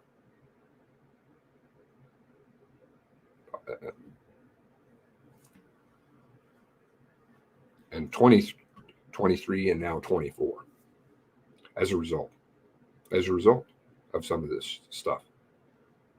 We got at least one more, at least. And I know of some deaths of other people that, and those are like, Leon is a very high profile person, right? Very high profile. How many people in the story do you think sadly may have gone that route? That is somebody that you've never heard their name, but may have relation to the case because they've been traumatized to pass and cover up corruption. And it's not just the C-21. It certainly is not the C-21 only. The July 10th, 2020 sit rep report is unbelievably corrupt. Unbelievably. They don't want anybody going near that. Nobody even wanted to acknowledge it. September 23rd, I believe it was the date that I think it was first mentioned. And I talked about it in that video, and I was like, what? What the fuck is this thing? And I sent it off live streaming. I literally was firing off tweets to politicians, people in the media. Then all of a sudden now it's an issue. Now it's an issue. Of course, the MCC goes away, and now we can talk about it. Well, a little bit. But you're talking corruption all the way up the food chain to Ottawa on that one. And that's involving CERT, that's involving RCMP, that's involving Truro. The other day I showed, maybe even Nova Scotia Chiefs of Police. So anyway, just to pass a law in this case is based on lies. This is unbelievably horrible. We cannot have this amount of dishonesty and lying going on openly and with no consequence. Everybody just runs around. This is setting an unbelievably terrible example for children. It just dumbs down and numbs people in real life to become desensitized to it. And they're like, well, everybody else is doing it, so I'm going to screw somebody because somebody screwed me. This is not the way to function. Want to talk about trauma? It just becomes a worse and worse and worse and worse because everybody's being lied to. What kind of life is this? You can't believe anybody we're supposed to live in that kind of world? Fuck that, man. You want to be a liar? Get out of our society. Nobody wants you. I don't care if you're a man, woman, you're conservative, a liberal, whatever. Doesn't matter what religion you come from. If you fucking lie, man, you're bad news. I don't want to have anything to do with a liar. Fuck you. And there was a whole bunch of lying going on in that one. Whole bunch of lying that's been going on this whole thing. We have clowns floating around that just believe that they're above the law, whether it's RCMP, whether it's politicians, whether it's Trudeau, whether it's, who cares? Throw any of them. There's quite a few, raft of them in there, irrespective of political stripe. Horrible people. Hellbound. That's where they're going. Godless. Terrible society we're developed here. Unbelievable that we've allowed. Somebody mentioned in the comments, Facebook, that Leon was the 25th older man died in the winter 2022. Yes, somebody did die. What is this? Oh, good. My computer's being attacked right now. Awesome. Have a great day. What the fuck?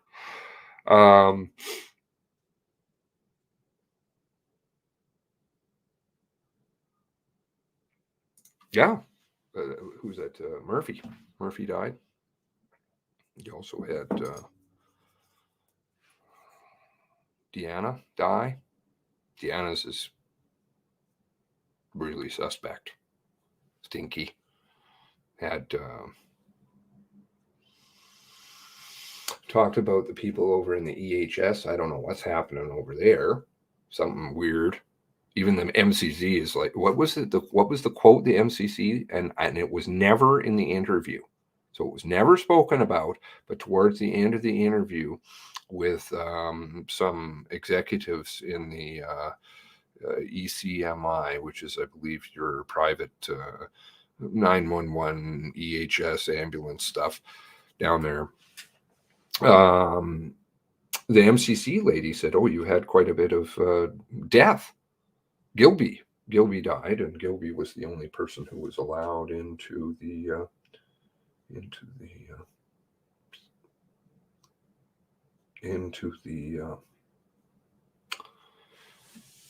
the one and only person who was allowed into the command center, which I found very eerie. They kicked out 2 of them that tried to go in. No, 3 of them that tried to go into the command center, and put armed guards on the door for ambulance people. Why? Again? You'd think you'd want to coordinate things. And then they were telling them, oh, it was heart attacks up in Wentworth when they were being shot. It's all in the documents. I'm not talking out my ass. It's there. And then Gilby is the one person who was allowed in, and he died. I'm not saying that, it was a heart attack, I believe, but I mean, he was fairly young. And in that same interview with the ECMI people, and they were talking about Gilby, the MCC said, oh, you've had a lot of deaths in your organization. And the officials in ECMI said, yes, we have. I don't know, like quite a few deaths recently in the EHS stuff. Like what's going on there? Maybe, I don't know. But the MCC lady knew about it, and it wasn't mentioned anywhere in the interview, other than this one reference to Gilby. Very strange. Didn't know that about Gilby. Yes, I did a video going through some of that information, and I talked about how very sad about Mr. Gilby. And I'm not being tinfoil. I'm just saying he passed away. But it was these other references I found very strange. And why did the MCC know about how many people had died over in the EHS stuff? How did they know? Where did they get that piece of information? Not in the interview that I saw. I've never seen anything in any of the interviews. So very strange. Anyway, you remember? Yeah. And I spoke to somebody who knew Gilby. One of the family members knows Gilby. And very sad indeed. And Leon knows, obviously that's a no-brainer. There's something very not right with all of that. I don't know. I asked a few people I've spoken to, and thank you to those family members that continue to speak to me and stuff. It's very good of you. And when I was checking in to make sure everybody was kind of safe and sound,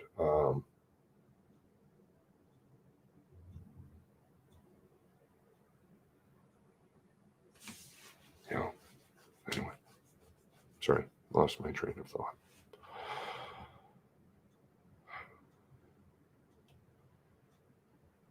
I just feel terrible about Leon.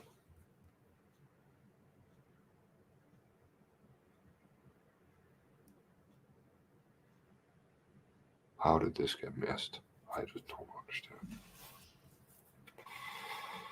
Where were all these clowns passing their feathers and everything? Very good man. Very popular man. Gilby, Mr. Gilby.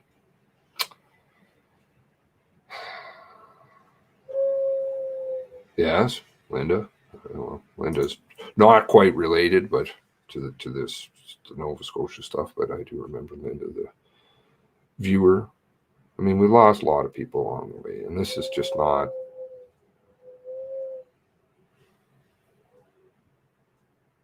It's too much. It's not a world that I want children and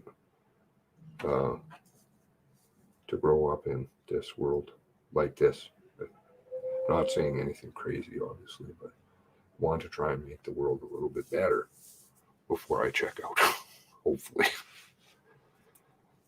Anyway, do try to to try to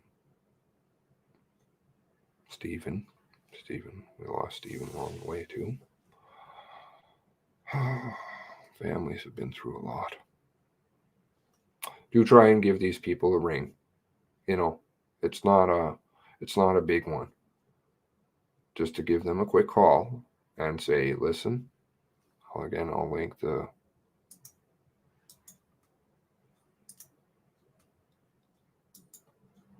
and just say, we want maybe a little pause put here. And maybe to the MCC too, to the MCC, because it is, as I, hopefully that didn't get deleted. Oh no, it's still there. Okay. These people should be coming. This business about them wrapping it up and, you know, put rubber sealing essentially what they already had. Even though they're ongoing investigation, this is absolute bullshit. And you can't have all this other stuff, the July 10th referral, 2020 referral, which is horrible corruption going on there. And I saw something about that Kinsella, there's now a vote of confidence on him today.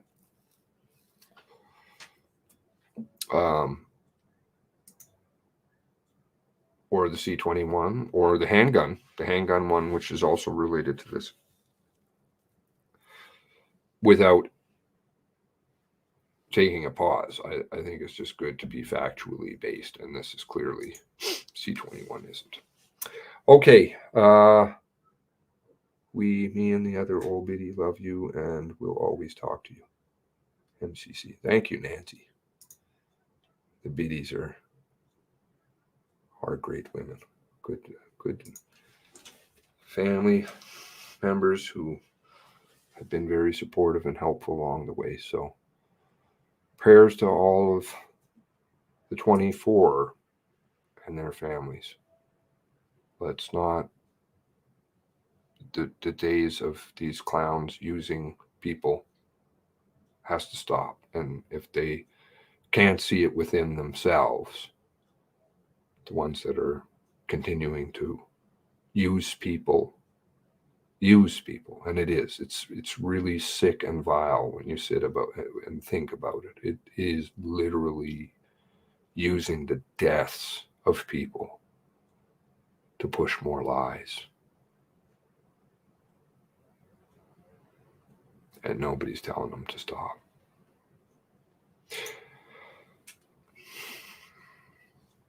God bless the 24. God bless their families. God bless you.